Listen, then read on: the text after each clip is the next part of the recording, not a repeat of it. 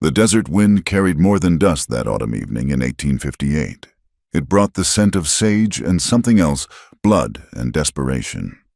Evelyn Carter stood at her window, watching the sun bleed crimson across the New Mexico sky, her weathered hands wrapped around a cup of cold coffee. The small wooden house creaked in the wind, a lonely sound that matched the hollow ache in her chest. 2 years since cholera took James, leaving her with an infant son who followed his father just 3 months later, claimed by fever. The townspeople said she was cursed.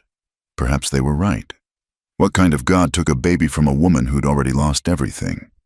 The knock came soft, almost lost in the wind. Evelyn frowned. Nobody visited anymore, not since she'd stopped attending church, stopped pretending she believed in divine mercy. She set down her cup and moved to the door, her hand instinctively reaching for the rifle propped against the wall. "Who's there?" she called through the wood. No answer, just another knock, weaker this time. Evelyn lifted the wooden bar and cracked the door open. The sight that greeted her made her breath catch. A man in Apache warrior by his dress swayed on her porch, his buckskin shirt dark with blood. But it wasn't the warrior that made her heart stutter. It was the bundle in his arms, a baby, no more than 6 months old, its weak cries barely audible above the wind. "Milk," the warrior said, the English word thick on his tongue. His dark eyes burned with desperate intensity. "Baby, milk!" Every instinct screamed at her to slam the door. Apache raids had terrorized settlements throughout the territory.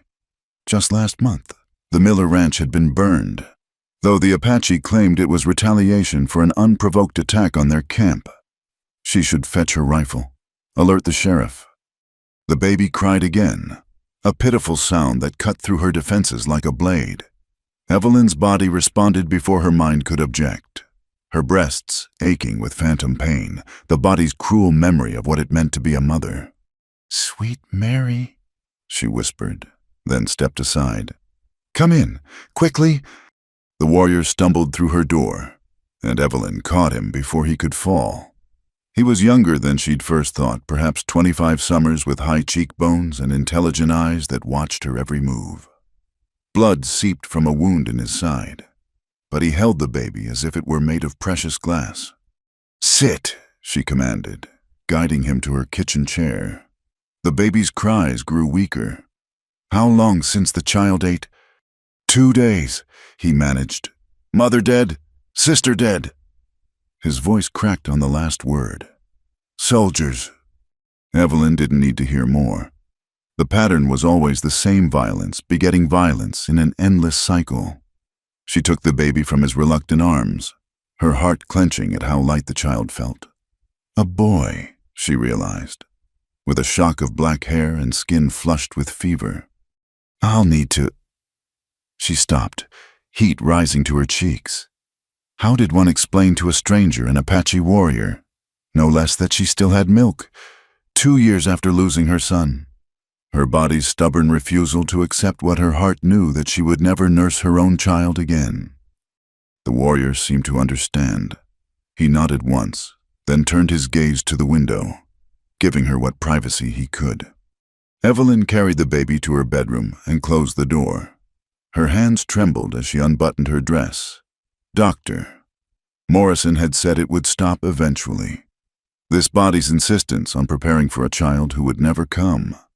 She'd bound herself every day, ignored the ache, pretended her body wasn't betraying her with its readiness for motherhood. The baby latched immediately, desperately, and Evelyn gasped at the sharp pull. Tears streamed down her face, grief, relief, and something else she couldn't name.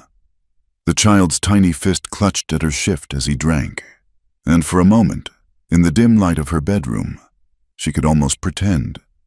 No, this wasn't her child. This was an Apache baby whose mother lay dead somewhere in the desert. When he was strong enough, the warrior would take him and disappear, and she would be alone again. That was how it had to be. When the baby finally slept, belly full and breathing steady, Evelyn returned to the kitchen. The warrior sat exactly where she'd left him, though sweat now beaded his forehead and his breathing came shallow. "The child," he asked. "Sleeping."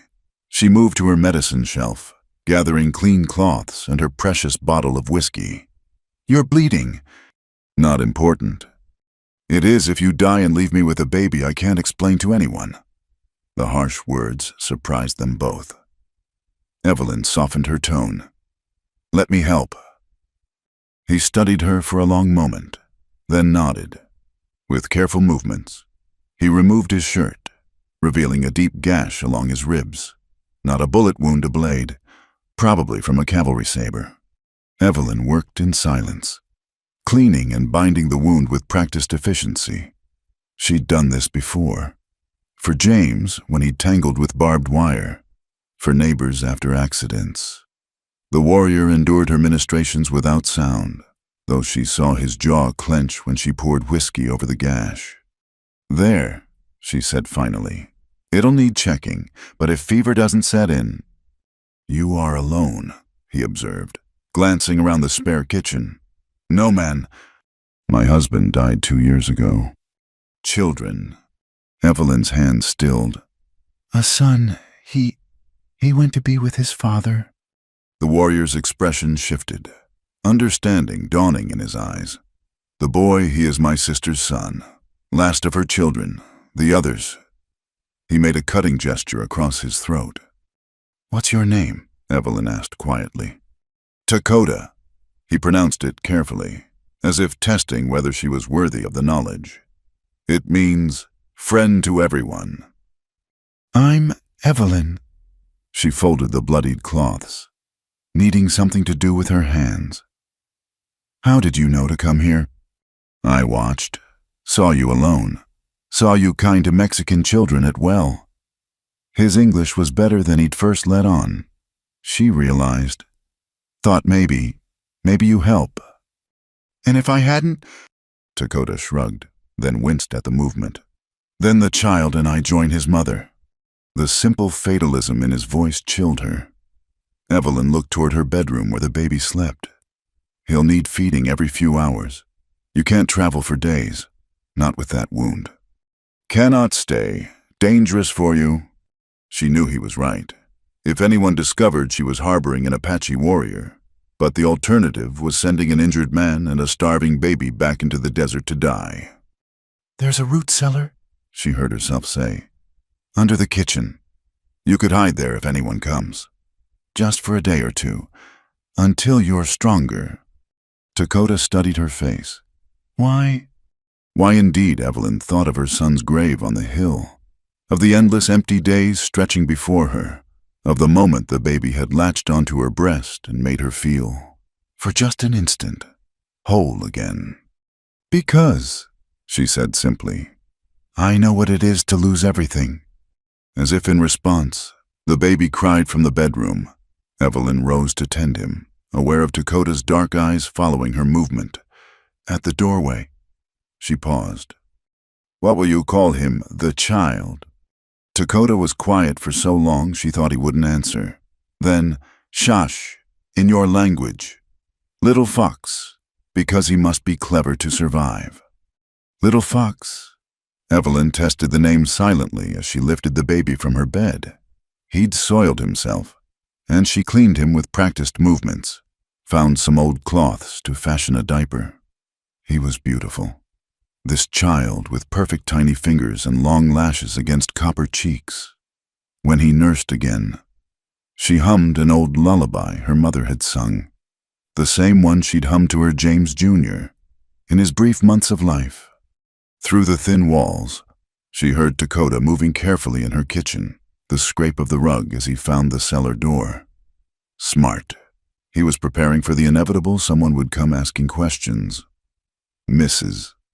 Wellington from the general store had probably already noticed the direction he'd headed. By morning, half the town would know something was amiss at the widow Carter's place. But tonight, for these few hours, she had purpose again. A child needed her. It didn't matter that he wasn't hers, that tomorrow or the next day she'd have to give him up. Right now, little Fox's warm weight in her arms was enough. When she returned to the kitchen, Dakota had indeed found the cellar. He'd also stacked wood by her stove and filled her water bucket from the pump, small gestures that spoke of ingrained courtesy despite his injury. "You should rest," she said. He shook his head. "I keep watch. You sleep with child." "You can barely stand." "I am warrior." Pride flickered in his voice. "I protect what is mine." "What is mine?"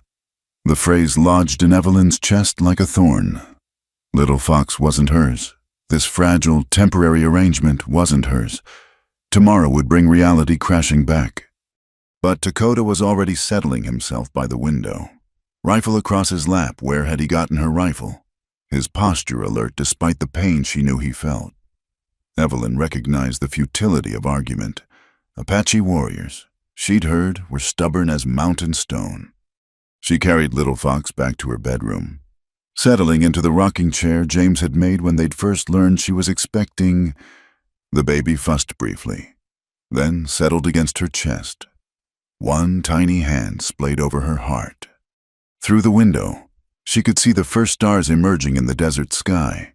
Somewhere out there, soldiers camped around their fires, telling stories of savage Indians. Somewhere, Apache mothers mourned children lost to cavalry rifles. And here, in this small house on the edge of nowhere, a white widow nursed an Apache baby while his warrior uncle kept watch against the night. Evelyn closed her eyes and rocked, humming softly. Tomorrow would bring whatever it brought. Tonight, she wasn't alone. The candle burned low as the hours passed. Little Fox woke twice more to nurse, and each time Evelyn checked on Dakota.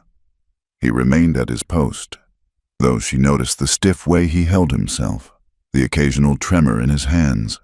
Infection was always a risk with deep wounds. She'd seen men die from less, their bodies burning with fever until there was nothing left but ash and memory. "You need medicine," she said during one of these checks. "Real medicine. There's a doctor in town." "No doctor." His voice was flat. "No town. Then you'll die. And what happens to Little Fox then?" Dakota turned from the window, his dark eyes catching the candlelight. "You would take him." The question hung between them like a challenge. Would she? Could she raise an Apache child as her own? Facing the scorn of the town, the whispers, the danger, could she love another woman's baby, knowing every day what she'd lost? Evelyn faltered, then steadied. "I would try." Something shifted in Dakota's expression, surprise, perhaps, or respect. "You are a strange woman, Evelyn Carter." "So I've been told." He almost smiled then, though pain quickly erased it. "In my people, woman who feeds child becomes mother. Not blood mother, but milk mother, sacred bond." Evelyn felt heat rise to her cheeks. Among her own people, wet nursing was common enough, but rarely discussed in polite company. "It's just until you're well enough to travel." "Yes," Dakota agreed, but something in his tone suggested he heard the lie as clearly as she did. Dawn came too soon, bringing with it the sound Evelyn had dreaded, hoofbeats approaching from the direction of town. Multiple riders, moving with purpose. "Cellar," she hissed, but Dakota was already moving, gathering his few possessions with practiced efficiency. He paused at the cellar door, eyes finding hers. "If they take child..." "They won't." The fierceness in her own voice surprised her. "Go!" The cellar door had barely closed when the knock came loud, authoritative, the knock of men who expected to be obeyed. "Mrs. Carter," Sheriff Watson's voice, carefully polite but edged with suspicion. "Need to speak with you, ma'am." Evelyn took a breath, checked that her dress was properly buttoned, then opened the door. 3 men stood on her porch. Sheriff Watson, his deputy Jake Morrison, and Samuel Hayes from the telegraph office, all armed, all wearing expressions of grim determination. "Sheriff," she greeted calmly. "Rather early for a social call." "Pardon the hour, ma'am, but we've had reports of an Apache in town last evening. Man was injured, carrying something. Trail led this direction." "Apaches." Evelyn let a note of alarm enter her voice. "Here." "Now, no need for panic," the sheriff assured her. "We're checking all the outlying houses. You haven't seen anything unusual." From the bedroom came a sound that made everyone freeze a baby's cry. The men exchanged glances. Deputy Morrison's hand moved to his pistol. "Mrs. Carter," the sheriff said slowly. "Whose child is that?" The baby's cry pierced the morning air again, more insistent this time. Evelyn's heart hammered against her ribs, but she forced her expression to remain neutral. "My cousin's child," she said smoothly. "From Santa Fe. She died in childbirth. And the father, well, he wasn't the marrying kind. I've taken the baby in." Sheriff Watson's weathered face showed skepticism. "Mighty sudden. Mrs. Carter, nobody mentioned you were expecting family." "It was unexpected." Evelyn lifted her chin. "Sarah, my cousin, we weren't close, but when her neighbor wrote about the baby needing a home..." She let her voice catch, a calculated display of emotion. "How could I refuse after losing my own?" The manipulation worked. The men shifted uncomfortably, suddenly finding the porch boards fascinating. Everyone knew about Evelyn's losses. It was Watson's own wife who'd helped prepare little James Jr. for burial. "Could we see the child?" Deputy Morrison asked, though he looked ashamed of the question. "He's barely 2 weeks old," Evelyn protested. "And colicky. I just got him settled." As if to prove her wrong, Little Fox let out another wail. Evelyn sighed theatrically. "Very well, but please keep your voices down." She led them inside, acutely aware of the cellar door just feet away. In the bedroom, she lifted Little Fox from his makeshift cradle, a drawer she'd padded with blankets. The baby fussed at being disturbed, his face scrunching in displeasure. The men peered at him awkwardly. In the morning light, Little Fox could pass for Mexican or even Italian. His skin was lighter than Dakota's, his features still possessing that universal quality of newborns. "A healthy-looking boy," Watson admitted. "What's his name?" "James," Evelyn said without hesitation. "After his grandfather." "And the father?" "A traveling merchant, from what Sarah's letter said, long gone by the time she realized." Evelyn adjusted the baby's blanket, hiding the distinctly Apache beadwork on the carrying cloth Dakota had wrapped him in. "Sheriff, surely you don't think I'm harboring fugitives with a newborn infant?" Watson had the grace to look embarrassed. "No, ma'am, it's just... Sam here saw an Apache heading this direction last evening. We have to check everything." "Of course." Evelyn moved toward the kitchen, forcing them to follow, away from the cellar. "Can I offer you gentlemen some coffee? You must have ridden out before breakfast." "That's kind, but we should." Watson stopped, noticing the medical supplies still on her table, the bloodied cloths she hadn't had time to dispose of. His hand moved to his gun. "Mrs. Carter." "What's this?" Evelyn's mind raced. "I had to doctor my horse yesterday. Poor creature got tangled in wire near the creek. Tore herself up something awful." She gestured toward the window. "You can see her in the corral. She's favoring her right foreleg."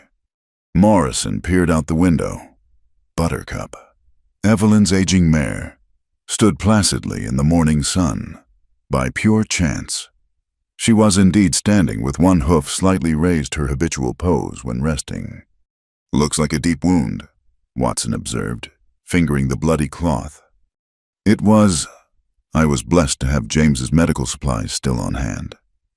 Truth mixed with lies always more believable than pure fabrication." The sheriff seemed to accept this, but Samuel Hayes, who'd remained silent until now, spoke up. "Mrs. Wellington said she saw an Indian near your property. Tall fellow, carrying something." "Mrs. Wellington sees Indians every time a shadow moves," Evelyn replied tartly. Last month she swore she saw a whole war party in her garden. Turned out to be the Hernandez boys looking for their lost goat. Morrison chuckled at that, and even Watson's stern expression cracked slightly. Mrs.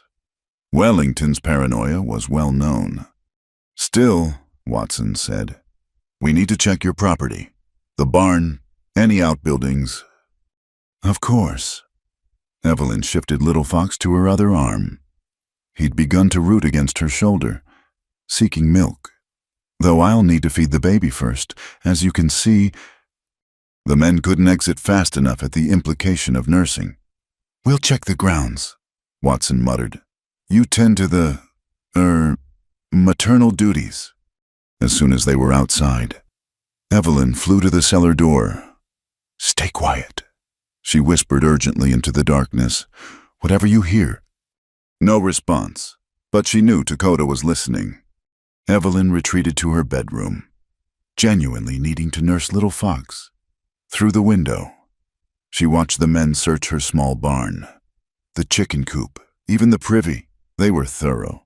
She'd give them that.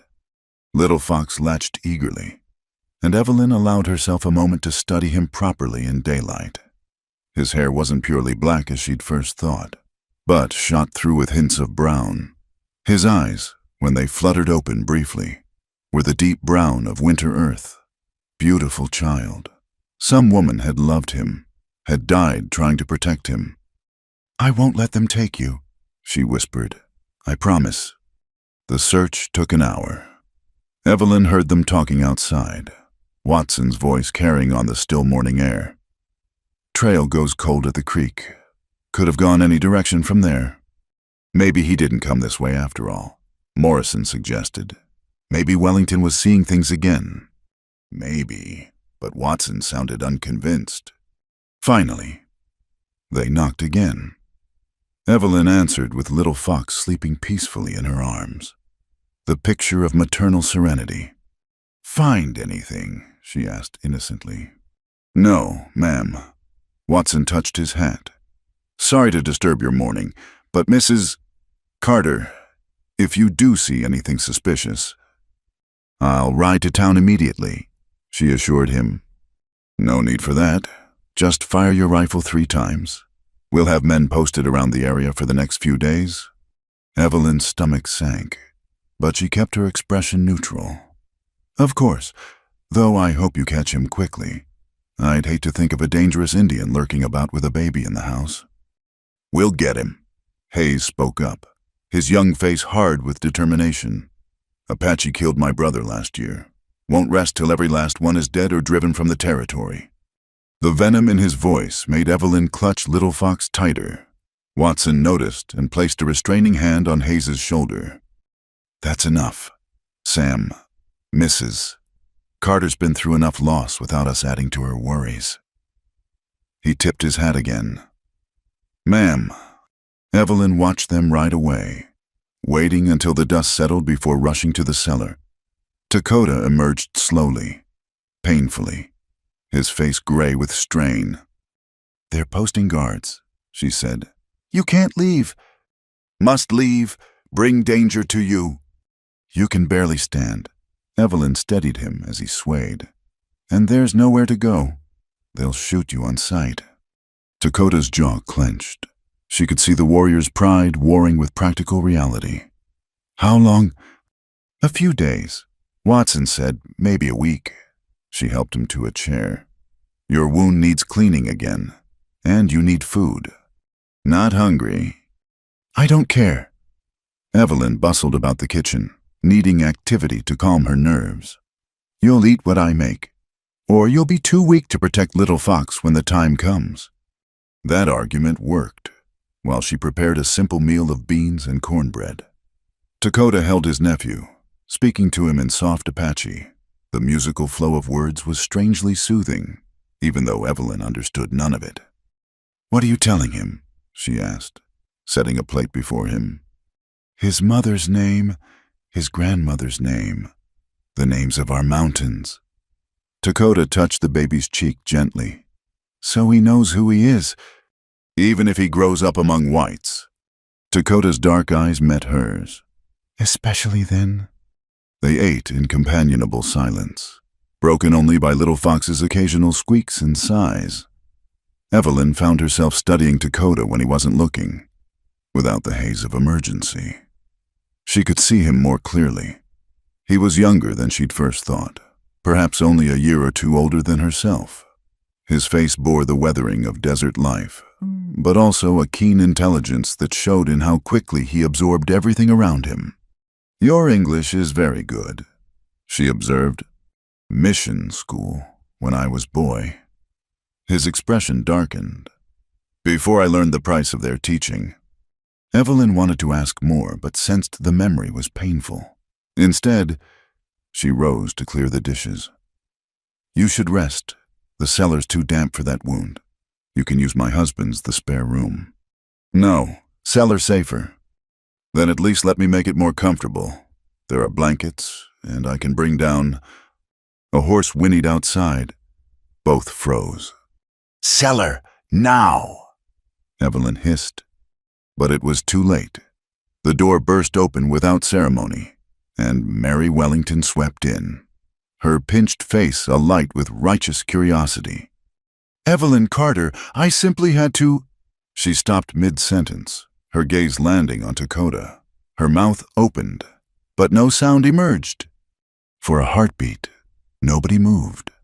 Then Mary's face transformed from shock to triumph to calculation so quickly it was almost comical. "Well," she breathed. Well, Mary," Evelyn began, but the older woman held up a hand.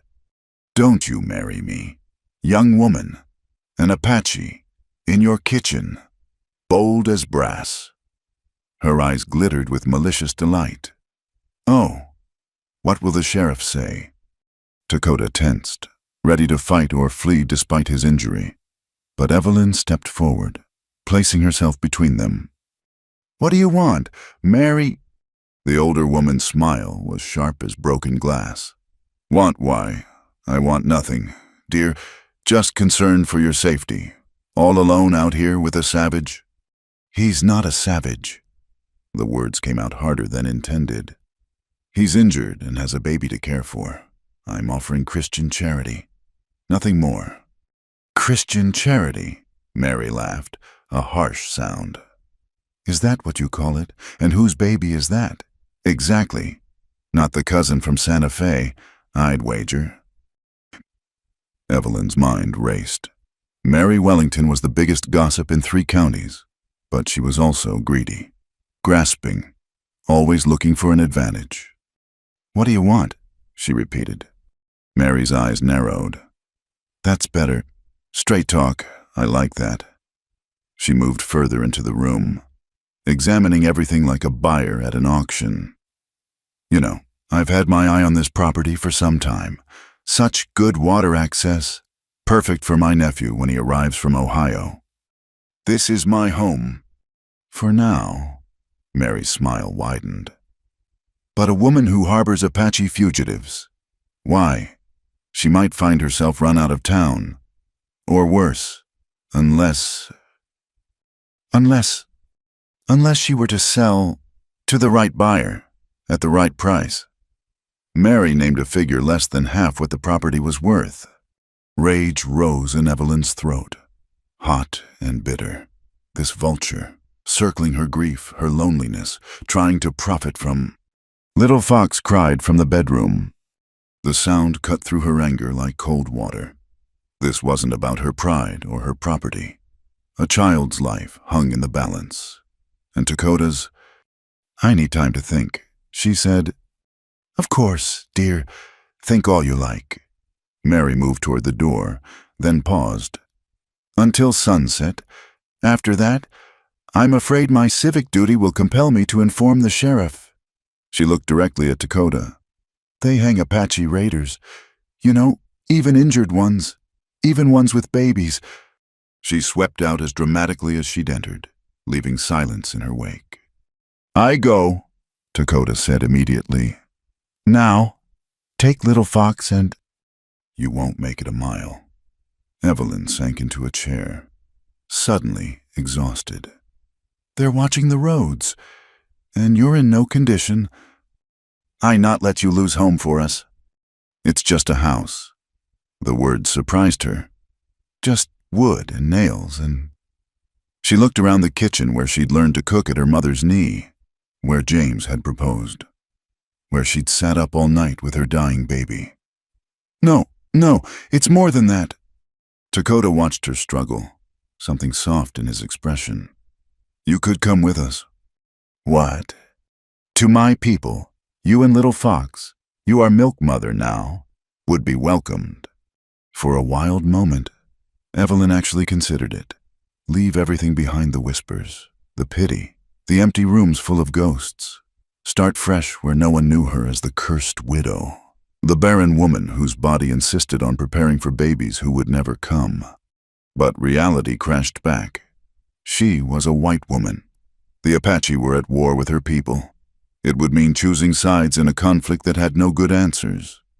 I can't, she whispered. Then we go, better than you lose. We're not going anywhere. Steel entered her voice. And I'm not losing anything. Mary Wellington thinks she has me cornered, but she's forgotten something. What? Evelyn smiled grimly. She's forgotten that I've already lost everything that mattered. You can't threaten someone who's got nothing left to lose. She rose, moving with new purpose. Can you write in English? Dakota nodded slowly. Good. I need you to write exactly what I tell you. She fetched paper and pencil. We're going to give Mrs. Wellington exactly what she deserves. As Dakota wrote to her dictation, Evelyn felt something she hadn't experienced in 2 years' hope. Not for herself, perhaps, but for the child sleeping in her bedroom, for the wounded warrior who trusted her enough to place his nephew's life in her hands. The sun climbed higher, casting sharp shadows across the desert. Somewhere out there, soldiers hunted for an Apache who sat at her kitchen table, carefully forming English letters. In town, Mary Wellington counted chickens before they hatched. And in the bedroom, Little Fox slept peacefully, unaware that his future hung by the slenderest of threads being woven by a grieving widow who'd found, in the strangest of circumstances, a reason to fight again. The afternoon sun slanted through the kitchen window, illuminating the letter Dakota had just finished writing. His careful script, learned at the mission school years ago, spelled out Evelyn's salvation or her doom. Read it back to me, she said, checking the bandage on his wound. The bleeding had stopped, but red streaks were beginning to spider outward from the gash, infection setting in. Dakota read in his measured English, I, Mary Wellington, do confess to stealing water from the Carter property for the past 2 years, diverting the creek flow to irrigate my husband's land. I also confess to poisoning Evelyn Carter's chickens last spring when she refused to sell them to me below market price. Good. Evelyn added another line. Furthermore, I have been selling goods at the general store without proper licenses, keeping 2 sets of books to avoid territorial taxes. Dakota raised an eyebrow. This is true. Every word. Her husband told mine before he died. Tried to get James to join their scheme. Evelyn's smile was sharp. She seems to have forgotten that conversation. From the bedroom came Little Fox's hungry cry. The sound had become as familiar as her own heartbeat in just 1 day. Evelyn started to rise, but Dakota stood first. I get him. You rest. She watched him move carefully toward the bedroom, favoring his injured side. The sight of the Apache warrior handling his nephew with such gentleness stirred something in her chest she didn't care to examine. While Dakota tended the baby, Evelyn busied herself grinding willow bark. Her grandmother had taught her the remedy good for fever and pain, though not as strong as the laudanum the doctor prescribed. She'd need to sneak into town for proper medical supplies if Dakota's wound worsened. Evelyn? His voice from the doorway made her turn. He stood holding Little Fox, but his expression was troubled. The baby! He burns! Her heart lurched. She crossed quickly, placing her hand on Little Fox's forehead. Hot. Too hot. The fever that had killed her own son had started just like this. No, She whispered, then louder, firmly. no, we're not losing him. She took the baby, her mind already cataloging what she'd need. Cool water, clean cloths, the tonic she'd saved from James Jr. Illness, the one that hadn't worked then but might work now because she'd be faster, smarter, better. Heat water, She ordered Dakota. not too hot, and bring all the clean cloths from the linen chest. They worked in synchronized silence, two people who'd known loss bending all their will toward preventing another. Evelyn bathed Little Fox carefully, cooling his small body while not shocking his system. Dakota sang softly in Apache prayers. She thought, though she didn't ask. When my son took fever, She said, needing to fill the silence. the doctor said it was God's will. That some babies were just too pure for this world. Her hands never stopped their gentle ministrations. I wanted to strike him. Did you? No, I was a proper widow. I nodded and thanked him and paid his fee. She wrung out another cloth. I should have struck him. Dakota's hand covered hers briefly. Anger keeps us alive sometimes. Little Fox whimpered, turning his head restlessly. His tiny body fought the illness with everything it had, but it seemed so small a fight against so large an enemy. Tell me about his mother. Evelyn said. What was her name? Ayana. It means eternal bloom. Dakota's voice roughened. She was 17 winters, married to my cousin, but he died in the raids last autumn. She tried to run when the soldiers came, tried to protect. He stopped, but Evelyn could fill in the rest. A young mother, recently widowed, fleeing with her baby, cut down by men who saw enemies, not people. She would be grateful, Evelyn said softly, that you saved him, that you brought him here, to a white woman. To someone who would feed him. She lifted Little Fox to her breast, coaxing him to nurse despite his fever. That's all that matters now. The baby latched weakly, and Evelyn held her breath until she felt him swallow. Once, twice, each pull a tiny victory against death. A horse approaching made them both tense, but the rider passed without stopping, heading toward town, probably one of Watson's patrols. The sun sets soon, Dakota observed. The Wellington woman? Let her come. Evelyn's voice was steel. I have her confession written in your hand. Even she's not stupid enough to call attention to her crimes. You think she backs down? I think she's a coward who preys on the weak. Evelyn adjusted Little Fox's position. She thought I was weak. She was wrong. As if summoned by her name. Hoofbeats again approached the house. This time, they stopped. But it wasn't Mary Wellington who knocked. It was a hesitant, almost timid tap. Evelyn passed Little Fox to Dakota and answered warily. A young Mexican woman stood on her porch, carrying a basket. Senora Carter, she said softly. I am Rosa Hernandez, from the town. Evelyn recognized her vaguely, one of the laundresses who took in washing from the boarding houses. Yes. I hear... That is... Mi madre, she says... Rosa glanced nervously over her shoulder. She says you have baby now. New baby. My cousin's child, Evelyn said carefully.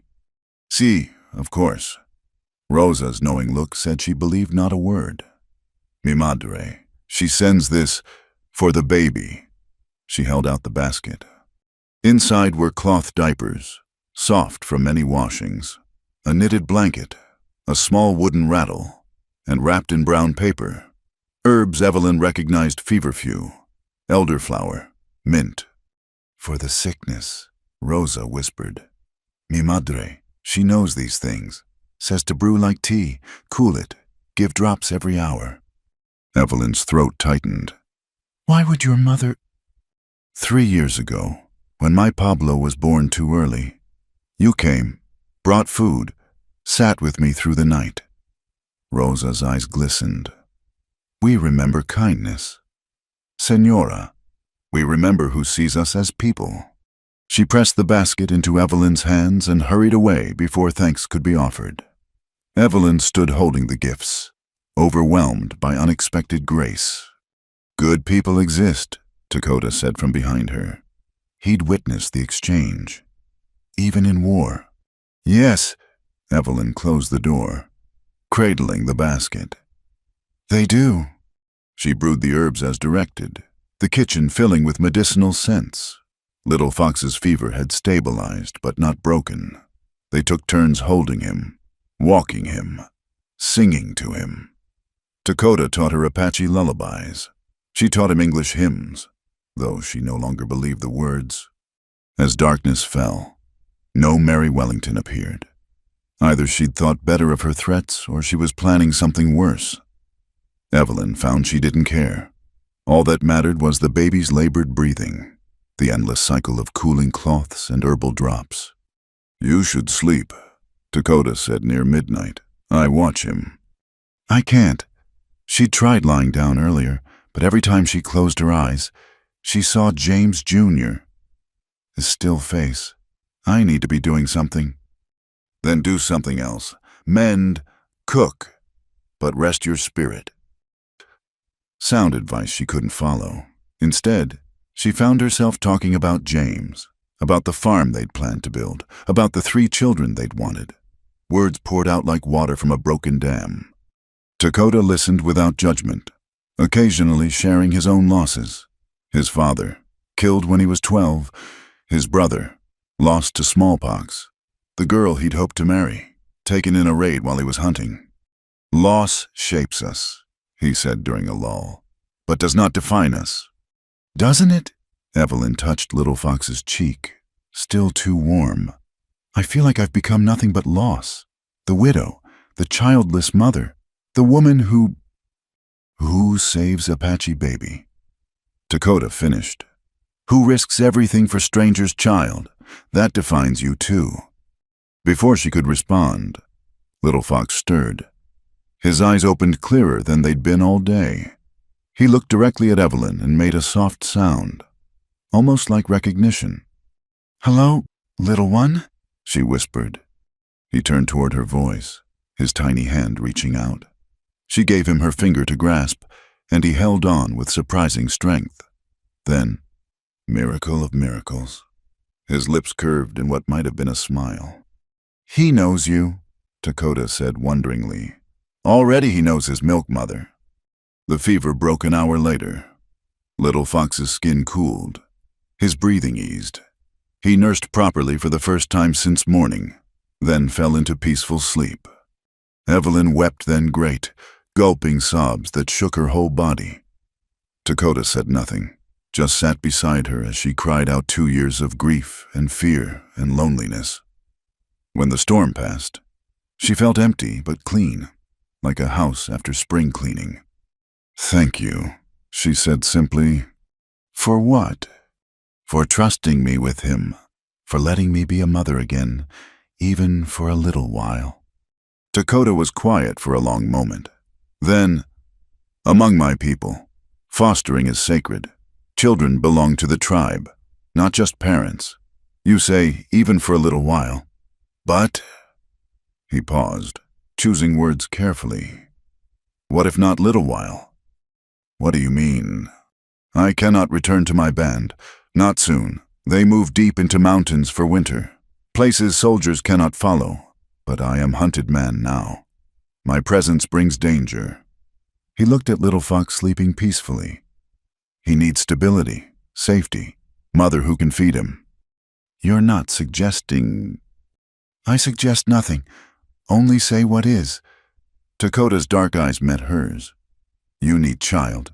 He needs mother. Sometimes Creator makes strange families. Evelyn couldn't speak past the hope lodged in her throat, to keep Little Fox, even temporarily. But reality crashed back. The town would never accept it, an Apache child. Tell them Mexican or Italian. Babies look like babies. Dakota shrugged. By time he older, maybe world different. Maybe not, but he alive to see. A sound outside made them both freeze, not horses this time, but footsteps, multiple sets, trying to be quiet. Cellar, Evelyn hissed, but Dakota shook his head. Too late. They surround house. He reached for the rifle. You take baby. Go to bedroom. Lock door. I'm not leaving you to... Glass shattered in the front window. A torch sailed through, landing on Evelyn's rag rug. Flames spread instantly. Fire, Someone shouted outside. come out, Indian, or we'll burn you out. More torches followed. In seconds, smoke filled the room. Little Fox woke, crying. Dakota pushed Evelyn toward the bedroom. Go, I hold them off. No, she grabbed his arm. The root cellar has an outside entrance. Behind the wood pile. We can... Another window broke. More fire. The house, James's house. Their dream house was going to burn. But houses could be rebuilt. People couldn't... Together, she said firmly.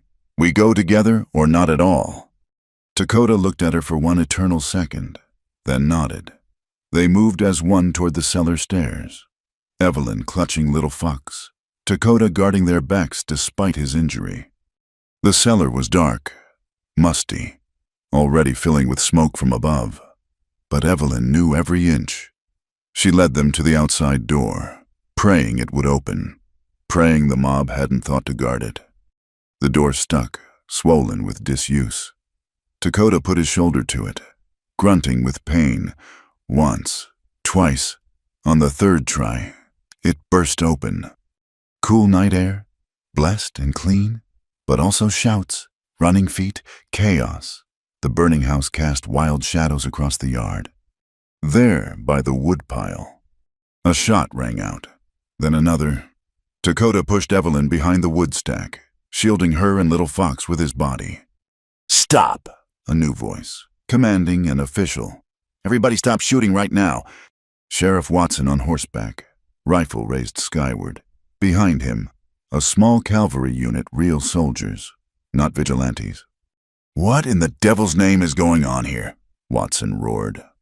The mob, Evelyn recognized several faces, including Samuel Hayes, shifted uneasily. Apache, Someone muttered, hiding Apache and stolen baby. so you burned down a widow's house? Watson's disgust was clear. Get water on that fire now, move. The spell broken. Some men rushed to form a bucket brigade. Too late for the house, but the barn might be saved. Watson dismounted, approaching Evelyn's hiding spot carefully. Mrs. Carter, you hurt. She emerged slowly, Little Fox wailing in her arms. No, but Dakota, he needs a doctor. Dakota Watson's eyes found the Apache warrior, who stood ready to fight despite swaying on his feet. That his name... Yes, and he's not a raider. He's a refugee. His sister was killed. He brought me her baby to save. That's so. Watson studied them, the Apache warrior, the white widow, the crying infant. Something in his weathered face softened. Well then, seems like we need to sort this out proper. Captain... The cavalry officer rode forward. Young, Evelyn noted. Barely older than Dakota. Captain Morrison, Watson said. I believe we need to escort these folks somewhere safe while we investigate certain crimes. Arson, for starters. Sir, the captain looked confused. Use your eyes, boy. Does that look like a war party to you, man can barely stand? And Mrs. Carter here's as fine a woman as ever lived in this territory. Watson's voice brooked no argument. You'll escort them to Fort Stanton. They'll be safe there while we sort this mess. But, sir, regulations state. I know what regulations state. I also know what decency demands. Watson turned to the mob, many of whom were trying to slink away. As for you lot, anybody not helping with that fire better clear out. I'll be pressing charges come morning. It happened so fast Evelyn could barely process it. One moment they were trapped, the next they were being helped onto a wagon. Dakota resisted until she touched his arm. Trust him, she said softly. Sometimes there are good people. As the wagon rolled away from her burning home, Evelyn looked back once. Flames consumed the place where she'd been a wife, a mother, a widow. The place where she'd grieved and healed and grieved again. But in her arms, little Fox had quieted. Beside her, Dakota breathed steadily despite his pain. Ahead lay uncertainty, but also possibility. The fire took her past. Perhaps that was a gift. "What will you do now?" Captain Morrison asked, riding alongside the wagon. Evelyn looked at the stars wheeling overhead. The same stars that had watched over Apache and settler alike for countless generations. "Live," she said simply. "We'll live." Fort Stanton rose from the desert like a mirage of civilization, its adobe walls glowing pale in the morning sun. The journey had taken all night, with stops to rest the horses and tend to Dakota's wound. Little Fox had slept through most of it, lulled by the wagon's rhythm and the safety of Evelyn's arms. "Strange sight, isn't it?" Captain Morrison rode alongside them. "Apache warrior seeking sanctuary in an army fort." "These are strange times," Evelyn replied, adjusting the blanket around Dakota. He'd fallen into a fevered sleep an hour ago, his body finally succumbing to infection and exhaustion. The fort's gates opened at Morrison's signal. Soldiers stared openly as their wagon rolled through a white woman, an Apache warrior, and a baby made for a curiosity that would fuel gossip for weeks. "The infirmary first," Morrison directed the driver. "Then we'll see about quarters." Dr. Benjamin Klein, the fort's physician, was a thin man with kind eyes behind wire spectacles. He took one look at Dakota and began barking orders to his assistants. "How long has he had this wound?" 3 days, Evelyn answered. "I cleaned it, but the infection—" "You did well to keep him alive this long." Doctor Klein examined the wound with gentle efficiency. "Sepsis setting in, but we've caught it in time. I'll need to lance and drain it. Pack it with carbolic acid. He'll be here at least a week." "I'm staying with him," Evelyn said firmly. The doctor glanced at little Fox in her arms. "And the child?" "Is my responsibility." Something in her tone brooked no argument. "Doctor," Klein nodded. "There's a chair in the corner. You can wait there." The surgery took 2 hours. Evelyn nursed little Fox, sang to him, walked him around the small room when he fussed. Through it all, she watched the doctor work on Dakota with steady hands and surprising care. She'd expected roughness, dismissal, the casual cruelty often shown to Apache prisoners. Instead, she saw a healer treating a patient. When it was done, Dakota lay pale but breathing steadily, the angry red streaks already fading from around his wound. "He's strong," Dr. Klein said, washing his hands. "With rest and proper care, he should recover fully." "Thank you," Evelyn said, meaning it deeply. "Don't thank me yet. There's still the matter of what happens next." The doctor's expression grew serious.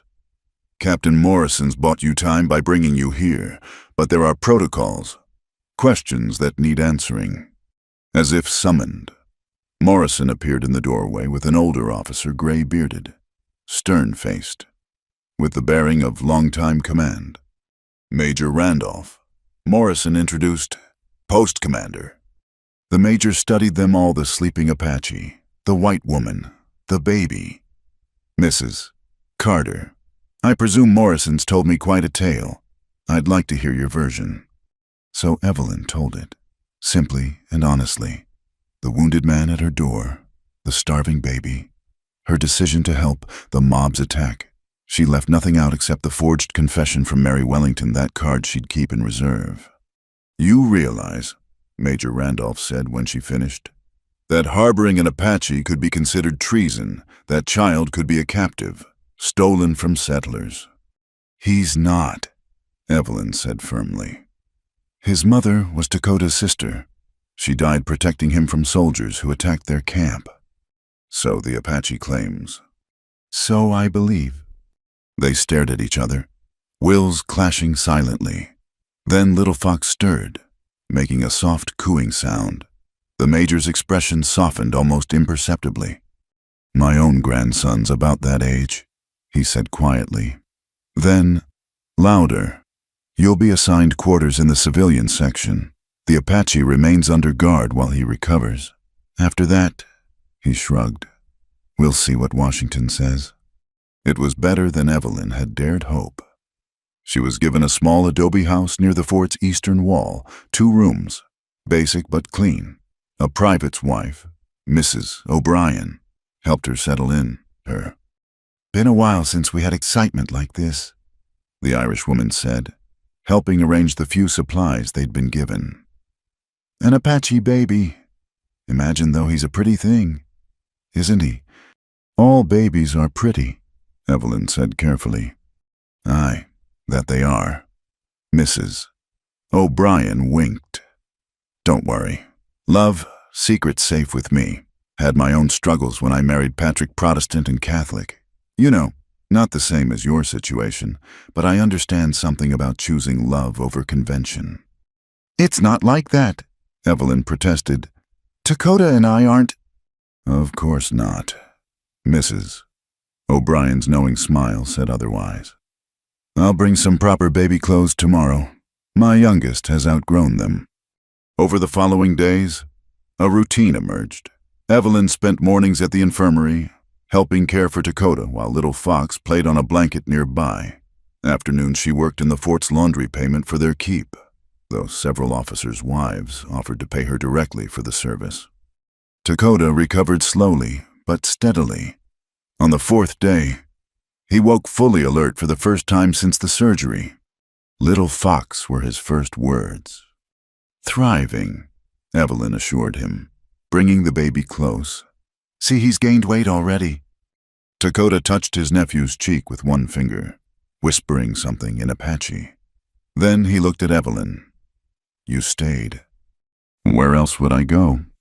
"Your people, another town, somewhere without Apache trouble." "Those aren't my people, not anymore." She adjusted his blanket unnecessarily. "Besides, someone needs to make sure you don't tear those stitches." A ghost of a smile crossed his face. "Bossy woman." "Stubborn man." They fell into comfortable silence, broken only by Little Fox's babbling. The baby was beginning to show personality, quick to smile, eager to explore, protesting loudly when his needs weren't immediately met. "He's like his mother," Dakota said, watching the baby grab for Evelyn's hair, always reaching for something just beyond grasp. "Tell me more about her, about your family." So he did, painting pictures with words of a life Evelyn had never imagined. The seasonal migrations following game and water, the intricate kinship systems where children belong to everyone, the ceremonies marking life's passages, the careful balance with the land that soldiers and settlers had shattered. "We weren't always warriors," he said. "My grandfather remembered when first white men came, traders. We were curious, friendly, taught them desert ways. Then more came, and more, until there was no room left for us to be ourselves." "I'm sorry," Evelyn said, knowing how inadequate the words were. "You did not take our land. You gave my nephew life." He caught her hand. "Do not apologize for what you did not do." That evening, Major Randolph summoned her to his office. Sheriff Watson was there, dust covered from hard riding. "Thought you'd want to know," Watson said without preamble. "Arrested Sam Hayes and 4 others for arson. Mary Wellington's fled the territory. Seems someone informed her about certain financial irregularities coming to light."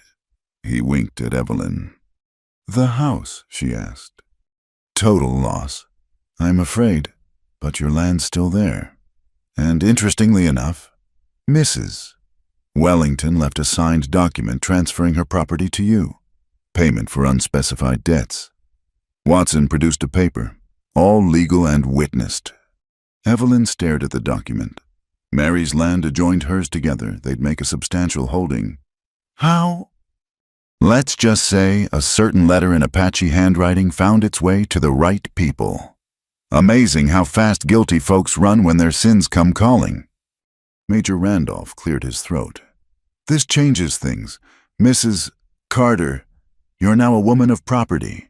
You could rebuild, start over. The territory needs stable settlers. What about Dakota? The two men exchanged glances. Well now, Watson said slowly. Seems to me a woman with substantial holdings might need help managing them. Ranch hand, maybe someone who knows the land.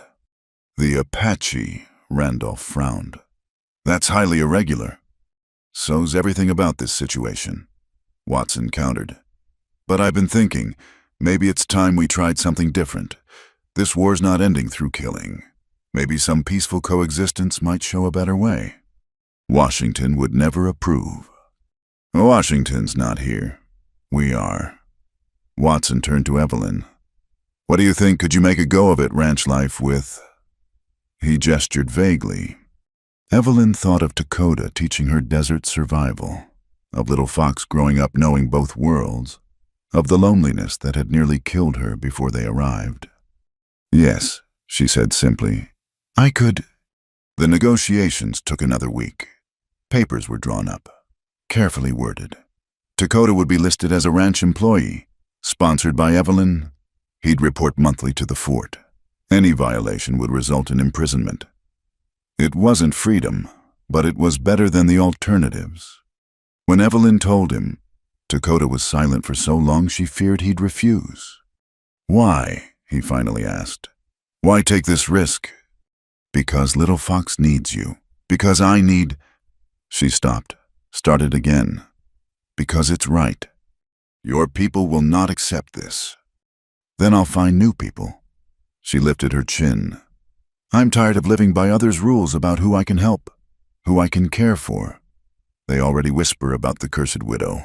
Let them whisper about this too. You are sure? Instead of answering, Evelyn placed Little Fox in his arms. The baby immediately grabbed for his uncle's hair, gurgling happily. Dakota's face softened in a way that made her heart skip. Among my people, he said quietly, when a woman saves a man's life, he owes her a debt that can never be fully repaid. You owe me nothing. No. He looked up at her, dark eyes intense. I owe you everything. The day of departure came crisp and clear. Captain Morrison provided a wagon and supplies unofficial help from sympathetic quarters. Doctor. Klein checked Dakota one last time, pronouncing him fit to travel. Take care of that wound, he warned. And Mrs. Carter, that baby's lucky to have you. Mrs. O'Brien pressed a basket into Evelyn's hands. Baby clothes, like I promised, and some seeds from my garden. You'll want vegetables come spring. Even Major Randolph came to see them off. I'm probably making a mistake, he said gruffly. But Morrison believes in this, and I trust his judgment. Don't make me regret it. As they rolled through the fort's gates, Evelyn looked back once. This place had been sanctuary when they needed it most. Now the open road called, leading to land that was hers and a future uncertain but full of possibility. Scared? Dakota asked from his place in the wagon bed. He was still too weak to ride, but insisted he could see better from there. Terrified, Evelyn admitted, then smiled. But also alive, for the first time in years. Truly alive. Little Fox chose that moment to laugh a real laugh. Bright and perfect. The sound carried across the desert, a promise of joy in a harsh land. Good sign, Dakota said. Apache believe baby's first laugh brings luck to all who hear it. Then we'll need to make him laugh often. Yes, Dakota's hand found hers. We will. The wagon rolled on, carrying them toward whatever came next. Behind them, the fort faded into distance. Ahead, the land waited challenging, unforgiving, but theirs to attempt. 3 unlikely souls bound by circumstance and choice, heading home. Not the home any of them had planned, but perhaps the one they were meant to find. The sun climbed higher, warming the desert. Little Fox slept peacefully between them, and for the first time since she'd lost everything, Evelyn Carter looked forward to tomorrow. The charred remains of Evelyn's house looked even more desolate in the morning light. She stood among the ashes, Little Fox on her hip, while Dakota sorted through the rubble for anything salvageable. 3 weeks had passed since the fire, 3 weeks of preparation and paperwork, and now they faced the reality of starting over. "Here!" Dakota emerged from what had been the kitchen, holding her mother's cast-iron skillet, blackened but intact. Fire cannot destroy everything. It was the 5th useful item he'd found: the skillet, a metal box containing her few precious photographs. James's tools somehow protected in their shed, her grandmother's silver brush, and, miraculously, the small wooden cross from above their bed. Not much to build a life on, but more than many had. "We'll need shelter first," Evelyn said practically, though her throat tightened seeing the ruins. "Before we can think about a proper house." Dakota nodded, scanning the horizon. There where land rises, wind protection, water access. "We build Wiki up first, traditional Apache dwelling. Strong, warm, quick to make." She'd learned not to question his judgment about survival matters. While she'd grieved her losses at Fort Stanton, he'd been planning. Now she watched him pace off distances, testing soil, tasting water from the creek that ran through both properties. "Good place," he finally declared. "We start here." They worked through the heat of the day, Dakota teaching her to bend saplings into frames while Little Fox napped in a makeshift cradleboard. His movements were still careful, the wound wasn't fully healed, but he pushed through discomfort with quiet determination. "Like this," he showed her, weaving smaller branches between the main supports. "Must be tight. Rain runs off, wind stays out." Evelyn's hands fumbled at first, city soft despite 2 years of frontier life. But gradually she found the rhythm, understanding how each piece supported the whole. When Dakota began covering the frame with brush and grass, she worked alongside him without needing instruction. "You learn quick," he observed. "I have a good teacher." By evening, they had a serviceable shelter, nothing fancy, but weatherproof and surprisingly spacious inside. Dakota had oriented the entrance eastward, explaining it would catch morning sun and avoid prevailing winds. "Tomorrow we get canvas from Fort," he said, surveying their work. "Cover outside, make stronger. But tonight, this enough." They ate a simple meal of beans and cornbread cooked over an open fire. Little Fox, now 8 months old, grabbed eagerly at the soft bread Evelyn offered him, smearing it across his face with obvious delight. "Messy eater, like his mother," Dakota said fondly. "She once covered herself in berry juice, looked like war paint." Grandmother laughed, said she was born to be trouble. These glimpses of his past came more frequently now, small windows into a life before loss. Evelyn treasured each one, building a picture of the family Little Fox came from. "What was your grandmother like?" "Strong, wise, scared of nothing except owls." He smiled at the memory. "Said they carried messages from the dead. Would cover her head if one called at night." "My grandmother feared moths," Evelyn shared. "Said they were souls trying to return. Used to seal every window at dusk." They sat in comfortable companionship as stars emerged. The wickiup sheltered them from the cooling wind, its interior warm from body heat and the small fire Dakota had built in the center. Smoke escaped through a hole at the top, carrying sparks up to join the stars. "This is temporary?" Evelyn asked, gesturing at their shelter. "Could be permanent. Wickiups last many seasons if maintained, but..." He glanced at her. "You want house like before, wood walls, glass windows." "I thought I did." She adjusted Little Fox, who was drowsing against her chest. "But this feels right, somehow. Like we're not trying to impose something on the land, but working with it. Apache way." Dakota agreed. "Take what land gives, leave what it needs." Over the following days, They established routines. Mornings were for heavy work. Dakota teaching her to set snares, find edible plants, read weather signs. Afternoons, while Little Fox napped. They improved their camp, building a better fire pit, creating storage areas, establishing a kitchen garden with Mrs. O'Brien's seeds. The work was hard, harder than anything Evelyn had done before. Her hands blistered, her back ached, her skin browned under the desert sun. But each night she fell asleep with the deep satisfaction of meaningful accomplishment. "You're different," Dakota observed one evening as she expertly cleaned the rabbits he'd snared. How so? "When we met, you moved like you were already ghost. Now you move like living woman." She considered this, hands never pausing in their task. "I was a ghost, going through motions, waiting to join my family." She looked at Little Fox playing with pine cones nearby. "He brought me back. Only him." The question hung between them, charged with unspoken meaning. Evelyn felt heat rise to her cheeks, but didn't look away from Dakota's steady gaze. "No," she said softly, "not only him."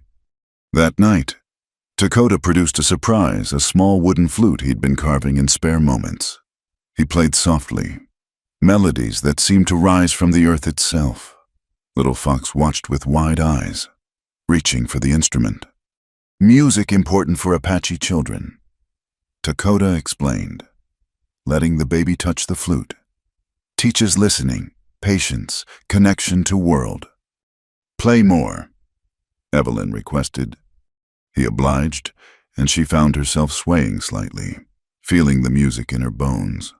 When Little Fox finally slept, Dakota taught her a simple tune, 5 notes that seemed to contain all the loneliness and hope of the desert. "What does it mean?" "Morning song, gratitude for new day, new chances." He handed her the flute. "You try." Her first attempts produced squawks that made them both laugh.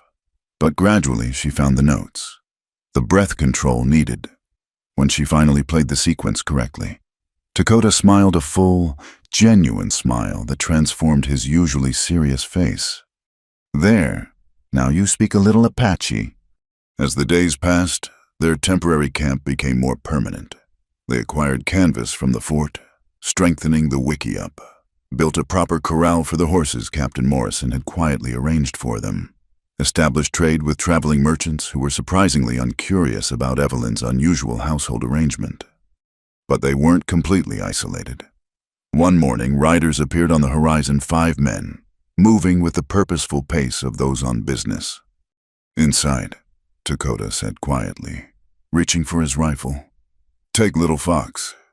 But Evelyn recognized the lead rider. "It's Sheriff Watson, and is that Father Miguel?" Indeed, the town priest rode alongside the sheriff, his black cassock incongruous in the desert setting. The other men she didn't know, but their bearing suggested official business. "Mrs. Carter," Watson greeted, dismounting carefully. "Dakota, fine-looking camp you've established." "Sheriff." Evelyn kept her voice neutral, though her heart raced. "What brings you out here?" "Several things. First, brought your mail from town." He produced a small bundle. "Second, Father Miguel has a proposition." The priest stepped forward, a small man with kind eyes and work-worn hands. "Senora Carter, I come with request. The mission school needs teacher, someone who can help Apache children learn English, understand white man's ways." Evelyn blinked in surprise. "You want me to teach Apache children?" "Who better you live with Apache? Understand both worlds." Father Miguel glanced meaningfully at Dakota. "Children trust those who show respect for their people." "It's paid position," Watson added. "Territorial government finally approved funding, part of new peace efforts." Dakota had remained silent, but Evelyn could read the tension in his shoulders. Mission schools had complicated history with his people. Some helped, many harmed. "I need to think about it," she said carefully. "Of course, but there's one more thing." Watson's expression grew serious. Bernard Tucker's been sniffing around town, asking about you, making claims about the land, saying a woman alone can't hold it properly. Bernard Tucker, James's cousin, a man who'd felt entitled to the property since her husband's death. Evelyn's stomach clenched. "I'm not alone," she said firmly. "No, you're not." Watson's gaze included Dakota. "But Tucker's got lawyers, connections in the territorial capital. You'll need to be ready." After they left, Evelyn sat staring at the mail bundle. Letters from distant relatives, no doubt full of condemnation for her choices. Legal documents that might threaten everything they'd built. "You should take teaching job," Dakota said suddenly. "What?"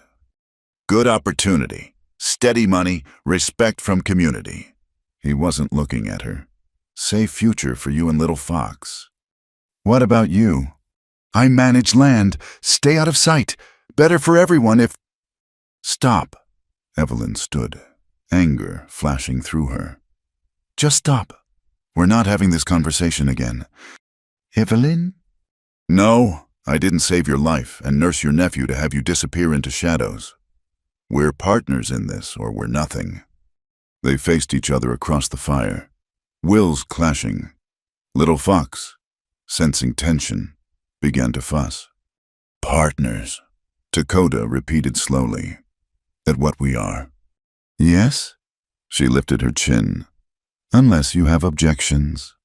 His expression shifted through several emotions before settling on something that might have been wonder. No objections.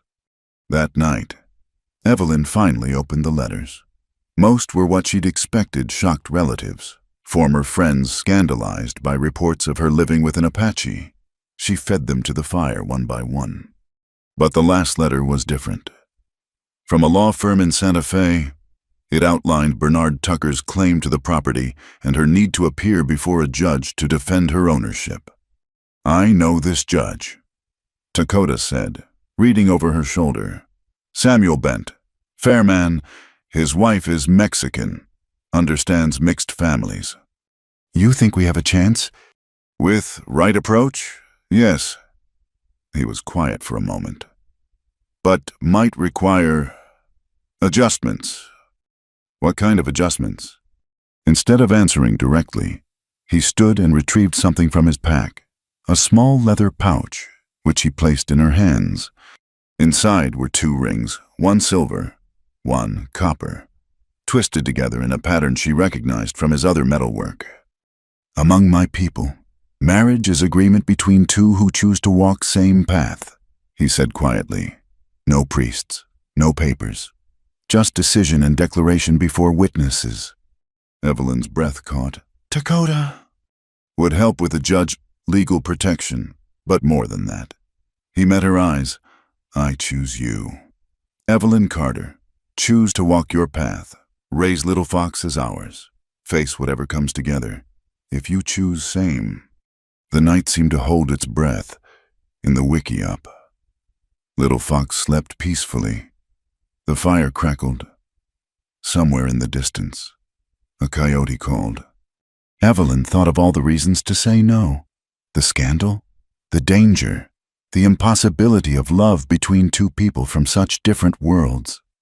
Then she thought of these past weeks working side by side, learning each other's ways, building something new from ashes of the old. The way Dakota looked at her, not as the grieving widow, but as the woman she was becoming. The way her heart lifted when he smiled. "I choose the same," she whispered. His rare smile broke across his face like sunrise. With careful ceremony, he took the twisted ring and placed it on her finger. She did the same for him, the metals warm from his hand. "Now what?" she asked, suddenly shy. "Now we tell little Fox he has proper parents." Dakota's hand covered hers. "Tomorrow. We plan for judge. Tonight." He pulled her closer. "Tonight we just be..." They sat together watching the fire die to embers, planning a future neither could have imagined months ago. The wiki-up sheltered them, strong walls built by working together. Outside, the desert stretched endless and challenging. But inside, they had made a home. The journey to Apache territory took 3 days through terrain that grew progressively wilder. They'd left at dawn. Evelyn riding the gentle mare Captain Morrison had provided while Dakota walked alongside. Little Fox secure in the cradleboard on his back.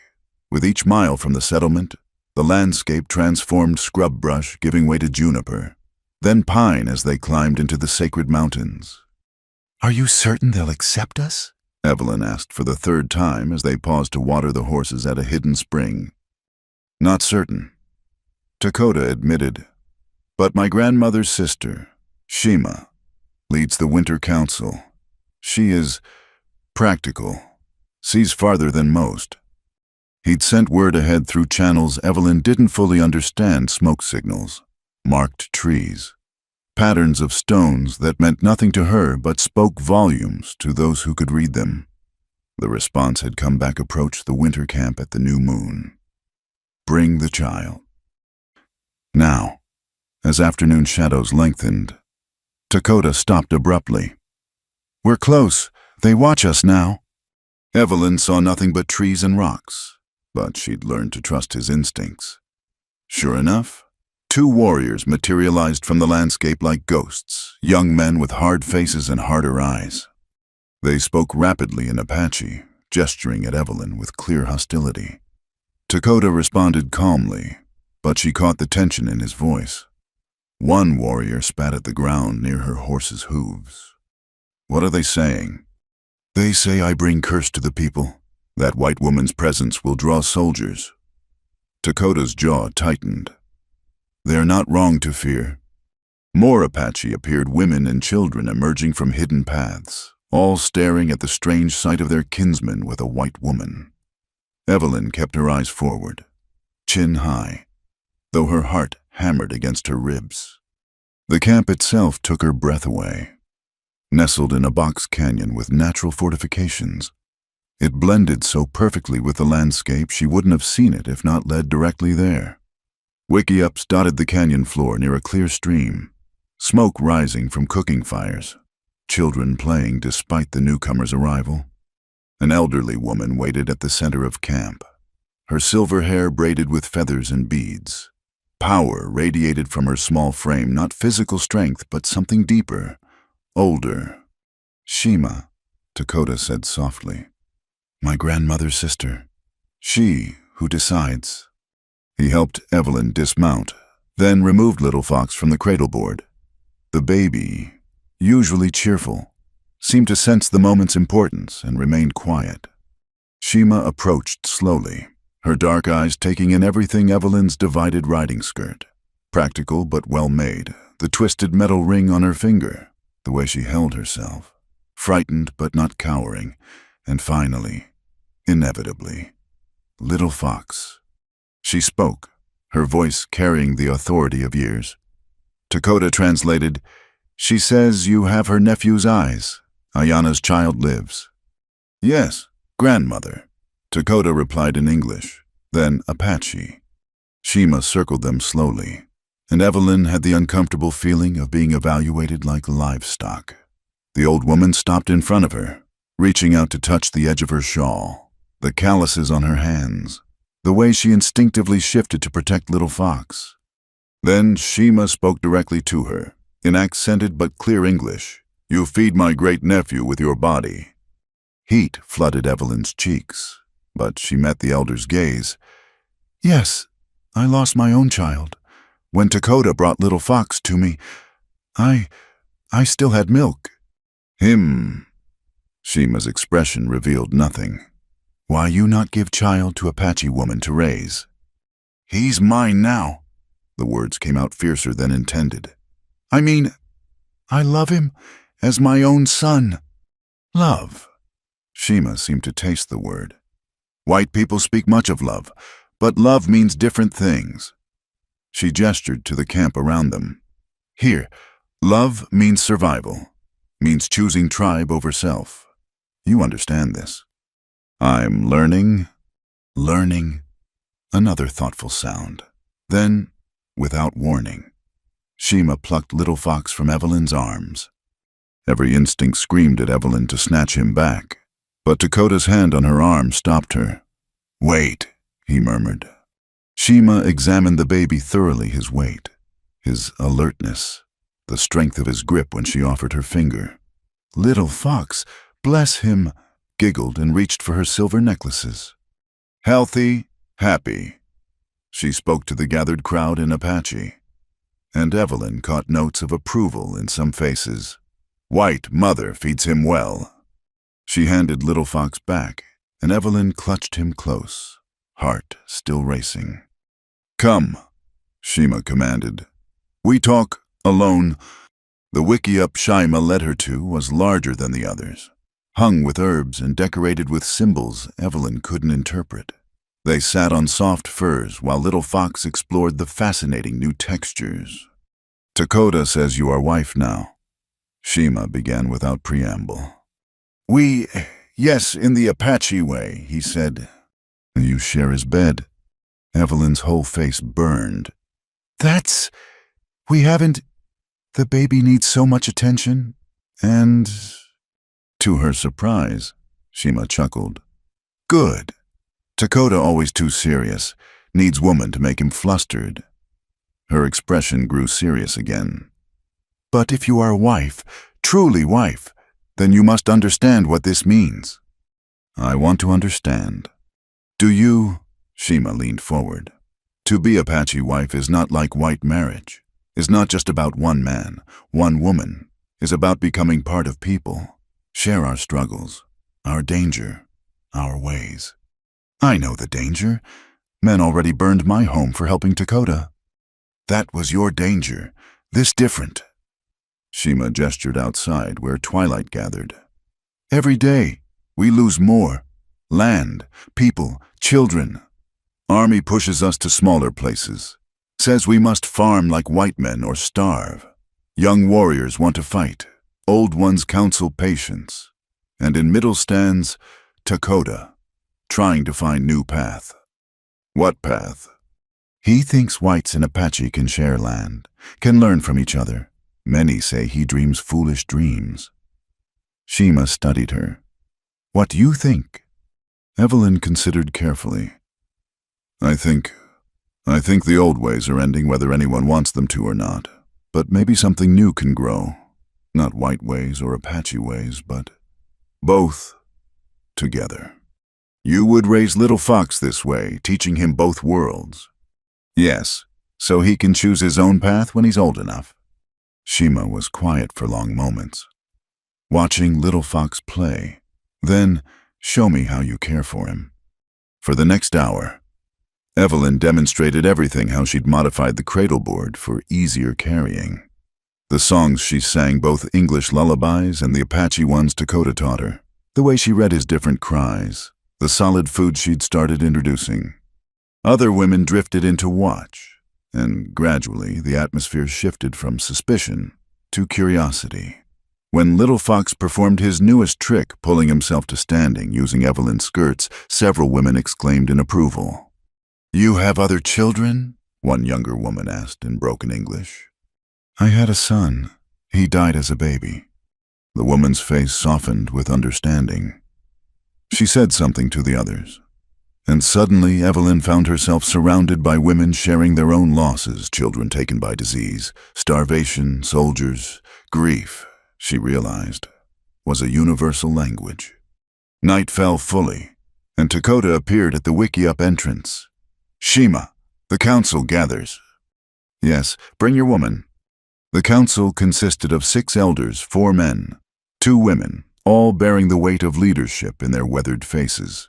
They sat in a circle around a small fire, smoke rising through the opening above. Dakota presented their case simply. He needed sanctuary for the winter months while establishing the ranch. Evelyn would return to white society as needed, but wanted to learn Apache ways to better raise Little Fox.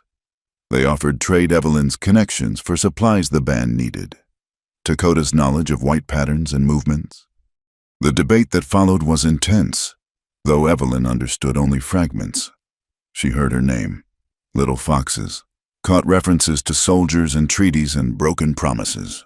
One elder, scarred from old battles, spoke with particular vehemence against allowing any white presence in their hidden camp. Finally, Shima raised her hand for silence. She spoke at length, her voice carrying absolute authority. When she finished, she switched to English. The council agrees.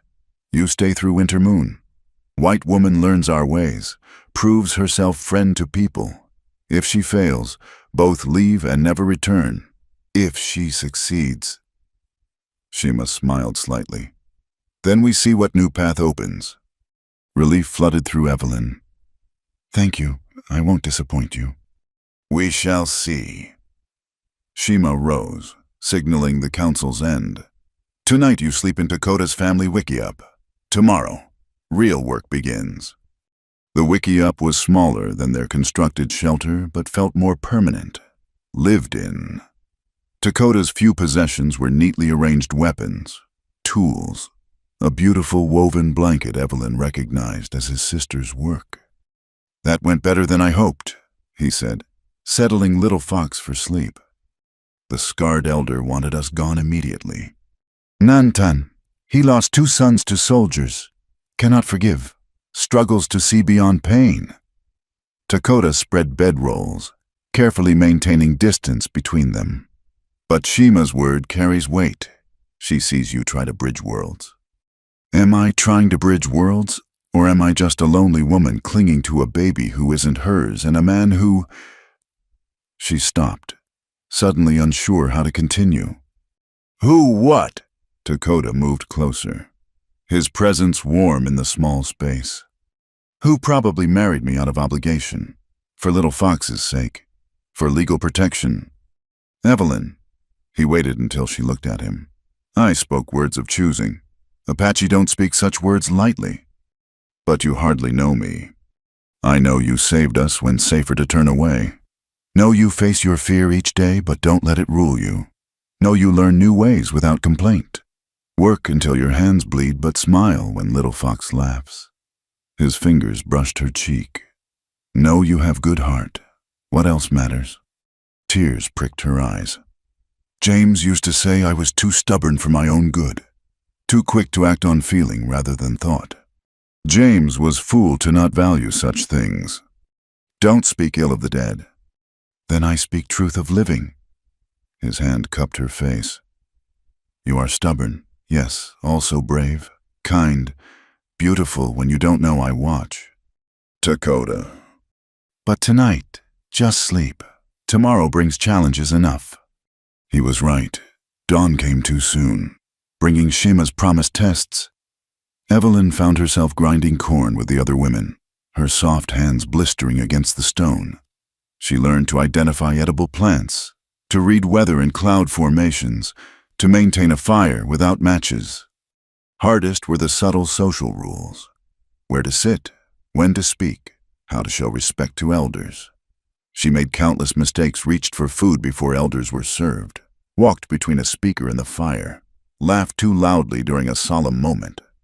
Each error brought sharp correction, sometimes mockery, but also, gradually, acceptance as she persisted without complaint. Little Fox, meanwhile, thrived, passed between various aunties and grandmothers. He absorbed Apache sounds and rhythms. Within days, he was babbling in cadences that sounded more Apache than English. He forgets me, Evelyn said one evening, watching him play happily with other children. No, Dakota assured her, but he learns he has many mothers now.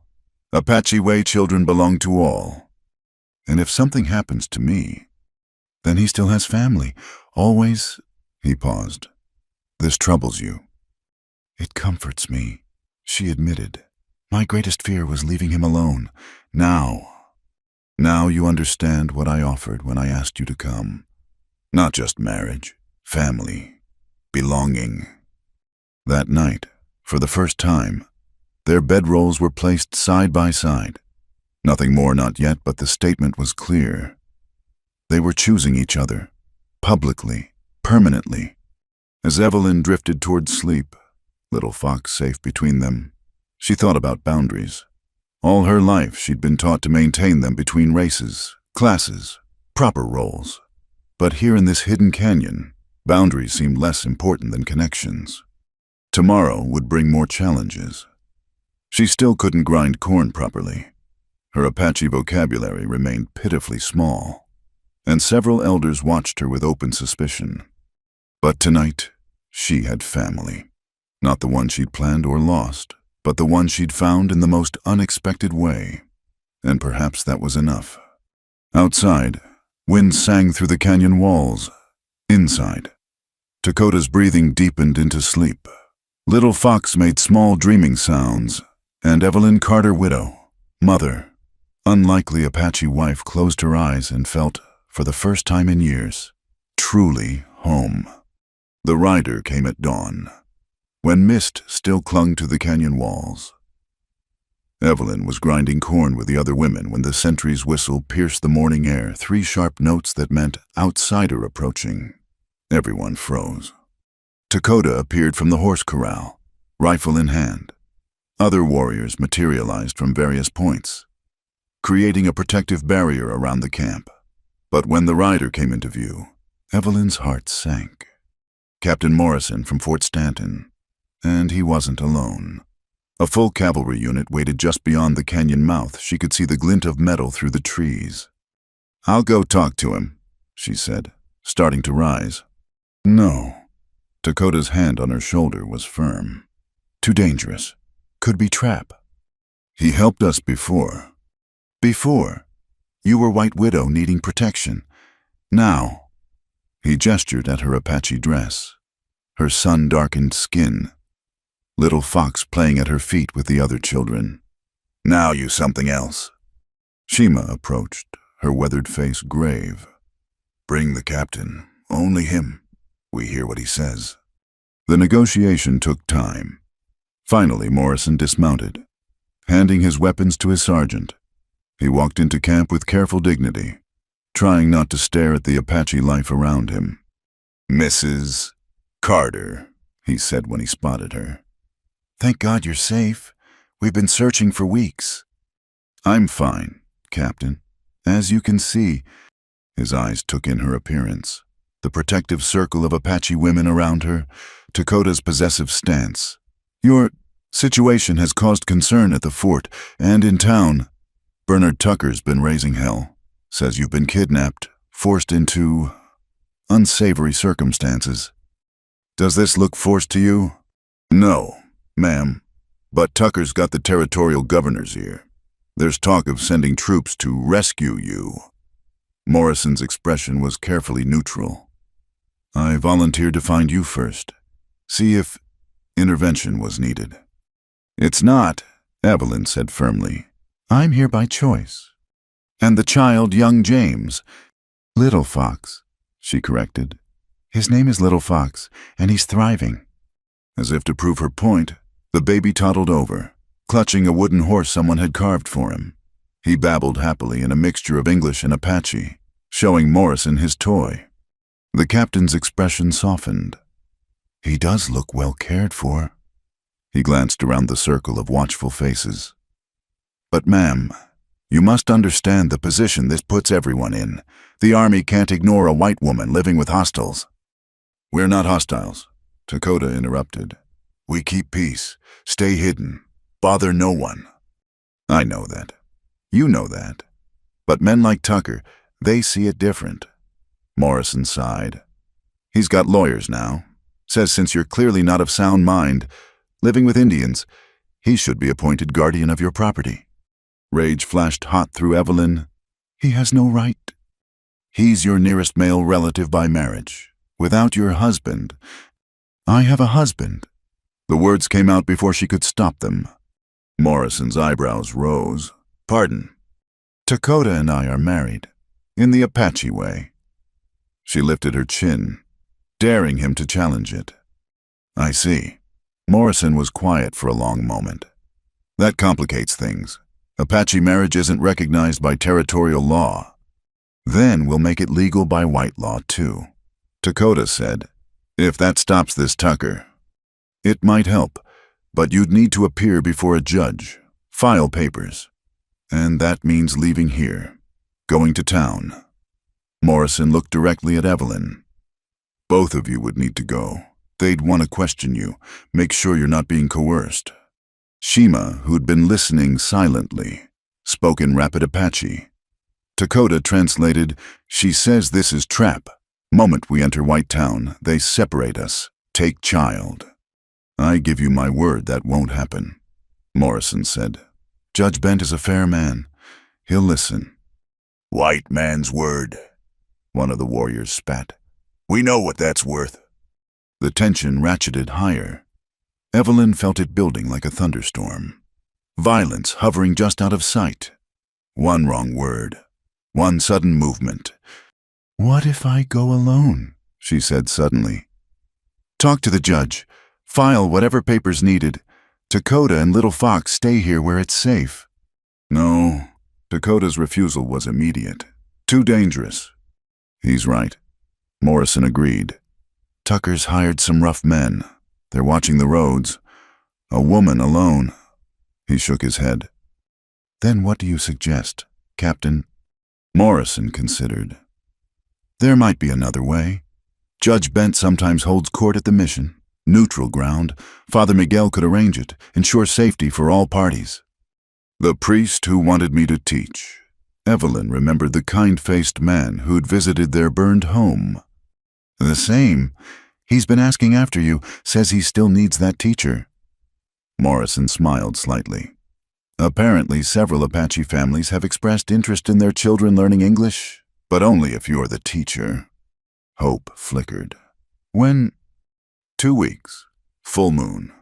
I can guarantee safe passage to and from the mission." Morrison looked at the assembled Apache. "For all who wish to attend." Shima spoke again. Longer this time. The discussion that followed was heated, with several voices raised in argument. "Finally." She held up a hand for silence. "We consider," she told Morrison in English. "You go now. Come back moonful with priest's word of safety. Then we see." Morrison knew a dismissal when he heard one. He stood, tipping his hat to Evelyn. "Ma'am, I'm glad to see you well. Whatever you decide, know that some of us at the fort understand. Not everyone sees the world in simple colors." After he left, the camp erupted in debate. Some wanted to flee immediately, deeper into the mountains. Others argued for fighting if soldiers came. Dakota translated fragments for Evelyn, but she could follow the essence from tone alone. "This my fault," she said quietly.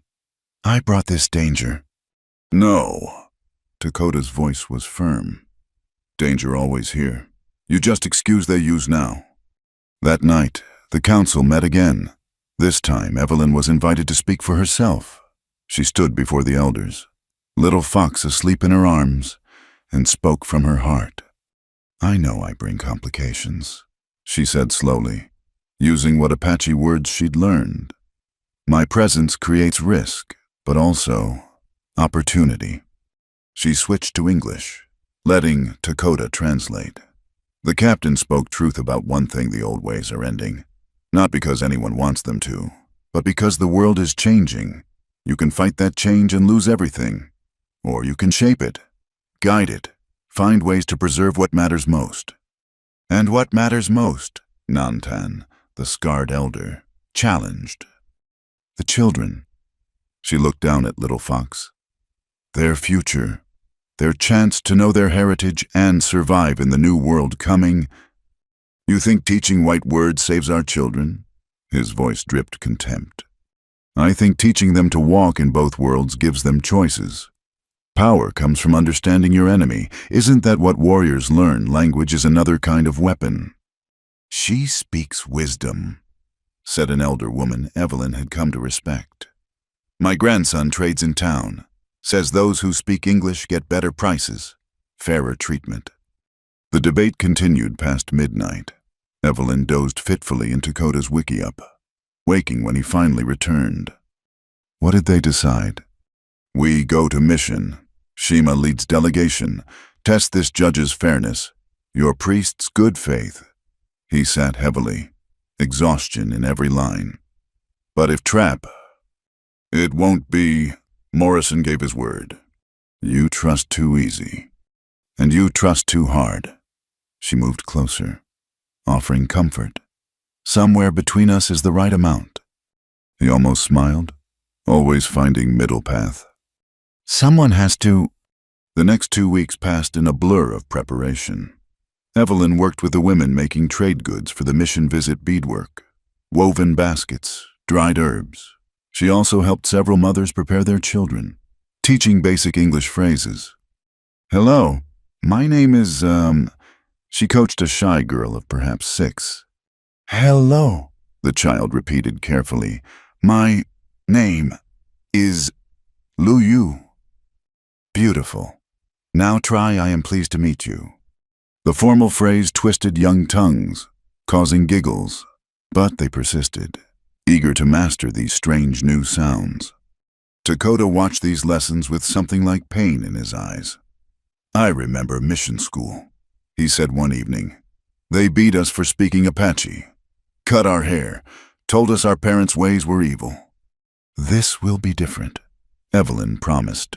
I won't let anyone hurt them or shame them. They'll learn English as a tool, not a replacement for who they are. You cannot promise that. Once door opens, hard to control what comes through. She knew he was right, but what choice did they have hide forever in shrinking corners of wilderness? Watch the children grow up with no options beyond the reservation life the government planned. 3 nights before the mission journey, Dakota woke her with urgent whispers. Riders, many moving quiet. The camp mobilized without panic. Clearly they'd drilled for this. Women and children melted into hidden caves, while warriors took defensive positions. Evelyn found herself in a narrow crevice with 3 other mothers. Little Fox miraculously staying quiet against her chest.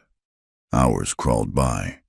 No attack came, but tension stretched wire-tight. Finally, scouts reported the riders had passed soldiers, but not heading for the canyon, following some other trail. Practice, Shima said grimly when they emerged. For day they do find us. The close call affected everyone. Some who'd planned to journey to the mission now refused. Others who'd opposed it now agreed, seeing the need for allies, options, connections beyond their hidden world. The morning of departure dawned clear and cold. 15 Apache would make the journey: Shima, Dakota, Evelyn, Little Fox, several warriors, and 6 children whose parents wanted them to learn English. They dressed carefully. Women in their finest beadwork, men in a mixture of traditional and adapted clothing. You nervous? Dakota asked as they prepared to leave. Terrified, Evelyn admitted. What if the judge refuses to recognize our marriage? What if Tucker has poisoned everyone against us? What if sun doesn't rise tomorrow? Dakota touched her cheek. Cannot live in what if, only in what is. Apache philosophy. Human philosophy. Come, time to face your world again. As they rode from the canyon, Evelyn looked back once at the hidden camp. For 2 months it had been sanctuary, classroom, proving ground. Now she carried its lessons with her patience. Resilience, the strength found in community. Behind them, the camp disappeared into landscape like smoke. Ahead, the mission bells were already ringing, calling faithful and curious alike to witness something new trying to be born. Ready? Dakota asked. Evelyn shifted Little Fox to her other hip, felt the weight of the cradle board on her back, the responsibility of the children watching her with trusting eyes. No, she said honestly, but that's never stopped me before. He smiled, the full, rare smile that transformed his face. Good, boring woman would not attempt impossible things. Is that what we're attempting, the impossible? Yes, his hand found hers as they rode. But sometimes impossible just means no one tried right way yet. The mission bells grew louder. Somewhere behind those adobe walls, Judge Bent waited with papers that could legitimize or destroy everything they'd built. Tucker waited with his lawyers and lies. Father Miguel waited with his hope for bridge building. And Evelyn Carter, widow, mother, unlikely Apache wife, rode toward it all with her chosen family, ready to prove that love could indeed cross any boundary, survive any challenge, create any future.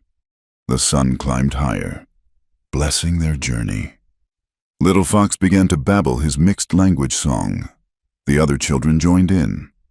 And for just that moment, riding between two worlds with hope instead of fear, anything seemed possible. The mission of San Rafael stood like a beacon of hope against the morning sky, its white adobe walls glowing in the desert sun. As their party approached, Evelyn saw they weren't the only ones who'd come for this unprecedented gathering. Wagons and horses filled the courtyard. Townspeople, ranchers, even a few Mexican families who'd heard about the Apache children coming to learn. Father Miguel waited at the gates, his weathered face creasing into a smile. "Welcome, all of you. This is a blessed day." Bernard Tucker stood near the church steps, flanked by two hired guns and a thin man in a black suit. His lawyer, no doubt. Tucker's face twisted with disgust as he saw Evelyn in Apache dress. Little Fox in the cradleboard on her back. "There she is," he announced loudly. "My poor cousin's widow, stolen by savages, forced to—" "Mr. Tucker." Judge Samuel Bent's voice cut through the dramatics. He sat at a table under the portal. Official papers spread before him. "You'll have your chance to speak. For now, let's proceed with order." The judge was younger than Evelyn expected, with intelligent eyes and prematurely gray temples. His Mexican wife, Ignacia, sat nearby with their children, a living example of crossed boundaries.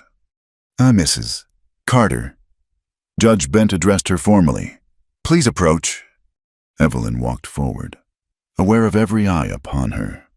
Dakota stayed with the Apache delegation, but his presence gave her strength. "Is it true you've been living with the Apache by choice?" the judge asked. "Yes, Your Honor. And this man," he gestured to Dakota, "you claim to be married to him. We are married in the Apache tradition." Tucker's lawyer jumped up. "Savage ceremonies have no legal standing." "I'll determine what is standing in my court. Mr. Weatherby." Judge Bent's tone brooked no argument. "Mrs. Carter, are you prepared to formalize this union under territorial law?" "We are." "Then let's begin." He opened a leather-bound book. "I'll need witnesses." Captain Morrison stepped forward. "I'll stand witness, Your Honor." "As will I," Father Miguel added, surprising everyone. "A priest supporting heathen marriage?" Tucker sputtered. "I support love and family, wherever found."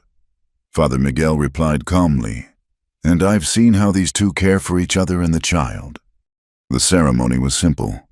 Dakota approached, standing tall despite the hostile stares. They repeated vows in English, signed papers, exchanged rings again this time for White Law's benefit. "By the authority vested in me by the territory of New Mexico," Judge Bent intoned, "I pronounce you legally wed." "This is outrage," Tucker burst out. "She's clearly been corrupted, lost her mind. No decent white woman would—" "Enough." Evelyn turned to face him, voice carrying across the courtyard. "You want to talk about decency? You burned my home, tried to steal my land, used my grief as opportunity for profit. Lies spread by this savage?" "Not lies." Sheriff Watson emerged from the crowd, producing a document. Sworn testimony from Samuel Hayes and others. "They've confessed to the arson. Mr. Tucker said you paid them." Tucker's face went pale. "That's their line to save themselves." "Furthermore," Watson continued, "we've been investigating those financial irregularities Mrs. Wellington mentioned before she fled. Seems you were partners in several schemes." The judge's gavel cracked down. "Mr. Tucker, you're under arrest for arson, conspiracy, and fraud.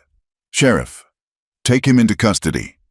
As Watson led a protesting Tucker away, Judge Bent turned back to Evelyn and Dakota. "Now, about this child." Little Fox had been remarkably patient, but chose that moment to demand attention. Evelyn lifted him from the cradleboard, and he immediately reached for Dakota, babbling Papa in Apache. He seems well-adjusted, the judge observed. But there's still the matter of legal guardianship, mister. Tucker raised the issue, and it must be addressed. Little Fox is my nephew, Dakota said, last of my sister's children. By Apache law, I am his guardian. And I've been his mother since he was 6 months old, Evelyn added. I've fed him, cared for him, loved him as my own. Judge Bent consulted his papers. There's precedent for recognizing Apache kinship in guardianship matters. And with your marriage, now legal, he smiled. I see no reason to disturb the child's current situation. Let the record show Little Fox is that his legal name, James Fox Carter, Evelyn said, combining all his identities, Little Fox to family. Let the record show James Fox Carter shall remain in the custody of his maternal uncle Dakota and adoptive mother Evelyn Carter. The gavel came down again. Case closed. Relief flooded through Evelyn so powerfully she swayed. Dakota's arm came around her, steady and sure. But the day wasn't over. Father Miguel stepped forward. Now, shall we discuss the school? What followed was unlike any negotiation Evelyn had witnessed. Shima, speaking through Dakota, laid out strict conditions Apache children would attend 3 days a week, no more. They'd keep their names, their hair, their language. English would be taught as addition, not replacement. They learn your words, Shima said in her careful English. But keep our hearts. Some townspeople objected. We can't have wild Indians mixing with our children. Then your children learn alone, Father Miguel said simply. Mrs. Carter has agreed to teach only if Apache students are welcomed with respect. The debate raged for hours, but gradually, practical voices prevailed. The territory needed educated citizens. Apache who could read contracts couldn't be cheated as easily. Children who understood each other might not grow up to kill each other. 3-month trial. Judge Bent finally ruled. If it works, we continue. If problems arise, we reassess. As the crowd dispersed, Evelyn found herself surrounded by Apache mothers, asking questions about the school. When would it start? What would their children need? Could they observe lessons? You did it, Dakota said quietly. Built your bridge. We built it, she corrected. And it's barely started. So much could go wrong. White Dove worries too much. It was Luyu, the young girl who'd practiced English. She tugged at Evelyn's skirt. We ready learn. You ready teach. The simple faith in the child's eyes steadied her. Yes, little one, I'm ready. They returned to the ranch with the Apache delegation, who would camp nearby for a few days before returning to the mountains. The wickiup still stood, weather-worn but solid. Beside the framework of a new house, a fusion of Apache and frontier styles that Captain Morrison's men had helped start. That night, they held a celebration. Apache and white traditions mixed. Shima blessed the union in the old way, while Father Miguel offered Catholic prayers. Mexican neighbors brought food. Even some townspeople came, curious about these Apache who spoke of education rather than war. Strange gathering. Dr. Klein observed, watching Apache children play with the doctor's son. Year ago? Couldn't imagine it. Year from now? Might seem normal. Morrison replied, World's changing. Either we change with it or get left behind. As the evening wore on, Evelyn found a quiet moment with Dakota on the hill overlooking their land. Little Fox slept between them, exhausted from the day's excitement. No more running, Dakota said softly. No more hiding. This is home now. Are you sure your people, the mountains? My people are here too. He gestured to the mixed gathering below. And mountains don't move. They wait for us when we need them. And the school, you truly support this. Children need tools to survive. English is tool, but you'll teach them more than words. I think... What do you mean? You'll teach them what you taught me, that bridges can be built, that different peoples can choose to see each other as human. He pulled her close. That love crosses all boundaries. In the distance, coyotes called to the rising moon, but the sound no longer seemed lonely. It was just another voice in the desert chorus, part of the whole. 3 months later, the school was thriving. 12 Apache children attended regularly, along with 15 from town. They learned English, yes, but also taught each other Apache words, Mexican songs, frontier games. Parents who'd sworn never to trust their enemies found themselves sharing coffee while waiting for their children. It wasn't perfect. There were conflicts, misunderstandings, days when the whole experiment seemed doomed. But there were also breakthrough moments, a white rancher's son defending his Apache friend from bullies, Apache mothers teaching town women traditional healing, Dakota working alongside former enemies to build the new schoolhouse. Little Fox grew strong and confident, toddling between all the worlds that claimed him. He called Evelyn Mama in English and Shimani in Apache. He knew his prayers in 3 languages and played with children of all backgrounds. "He'll never fully belong to any one world," Evelyn said one evening, watching him chase fireflies with a mixed group of children. "No," Dakota agreed. "He'll belong to all of them. That's his gift and his burden." "Do you think we've done right by him?" "Look at him!" Little Fox shrieked with laughter as an older Apache boy lifted him high. "Happy, healthy, loved. What more can parents give?" The harvest season brought unexpected bounty. The expanded ranch prospered. The school gained territorial recognition. Even some former critics admitted the experiment showed promise. Bernard Tucker was sentenced to 5 years in prison. Mary Wellington never returned. The burned house site became a garden where Apache, Mexican, and white children learned to grow food together.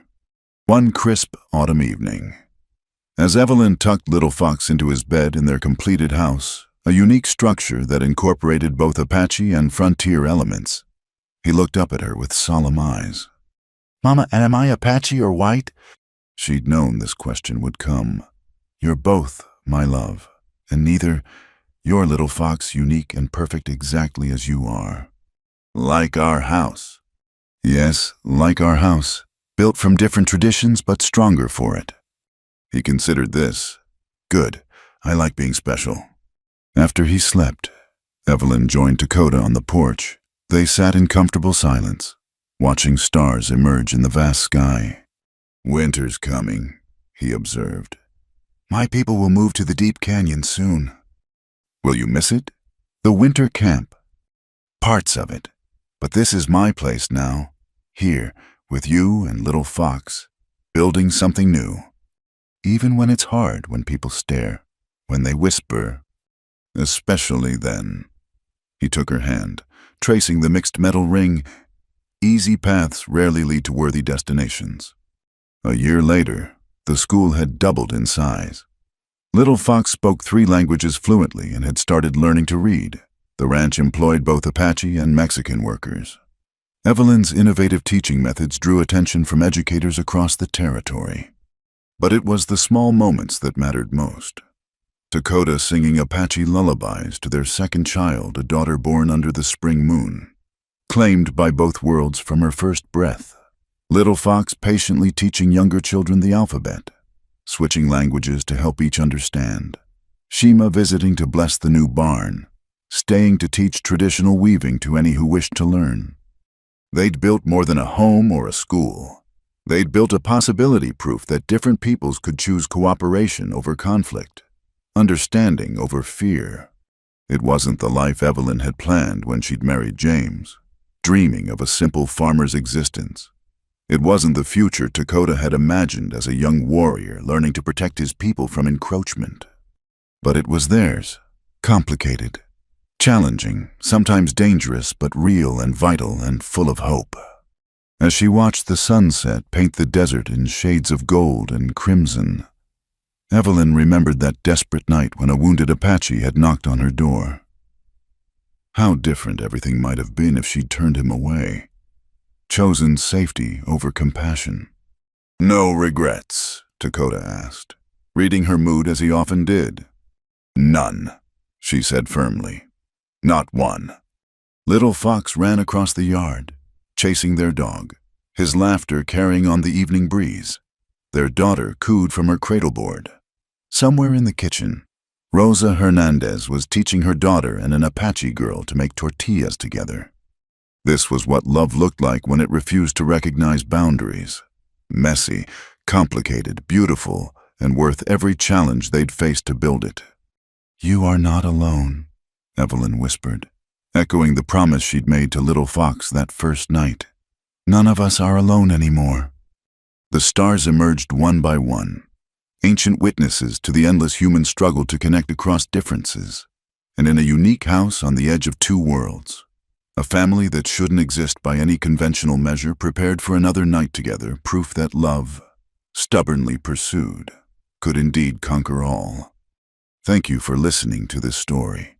I'd love to know where in the world you're listening from. Please share in the comments below so we can connect and exchange thoughts about this tale.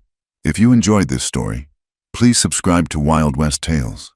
Hit that like button, and don't forget to press the hype button so more people can discover and enjoy this story.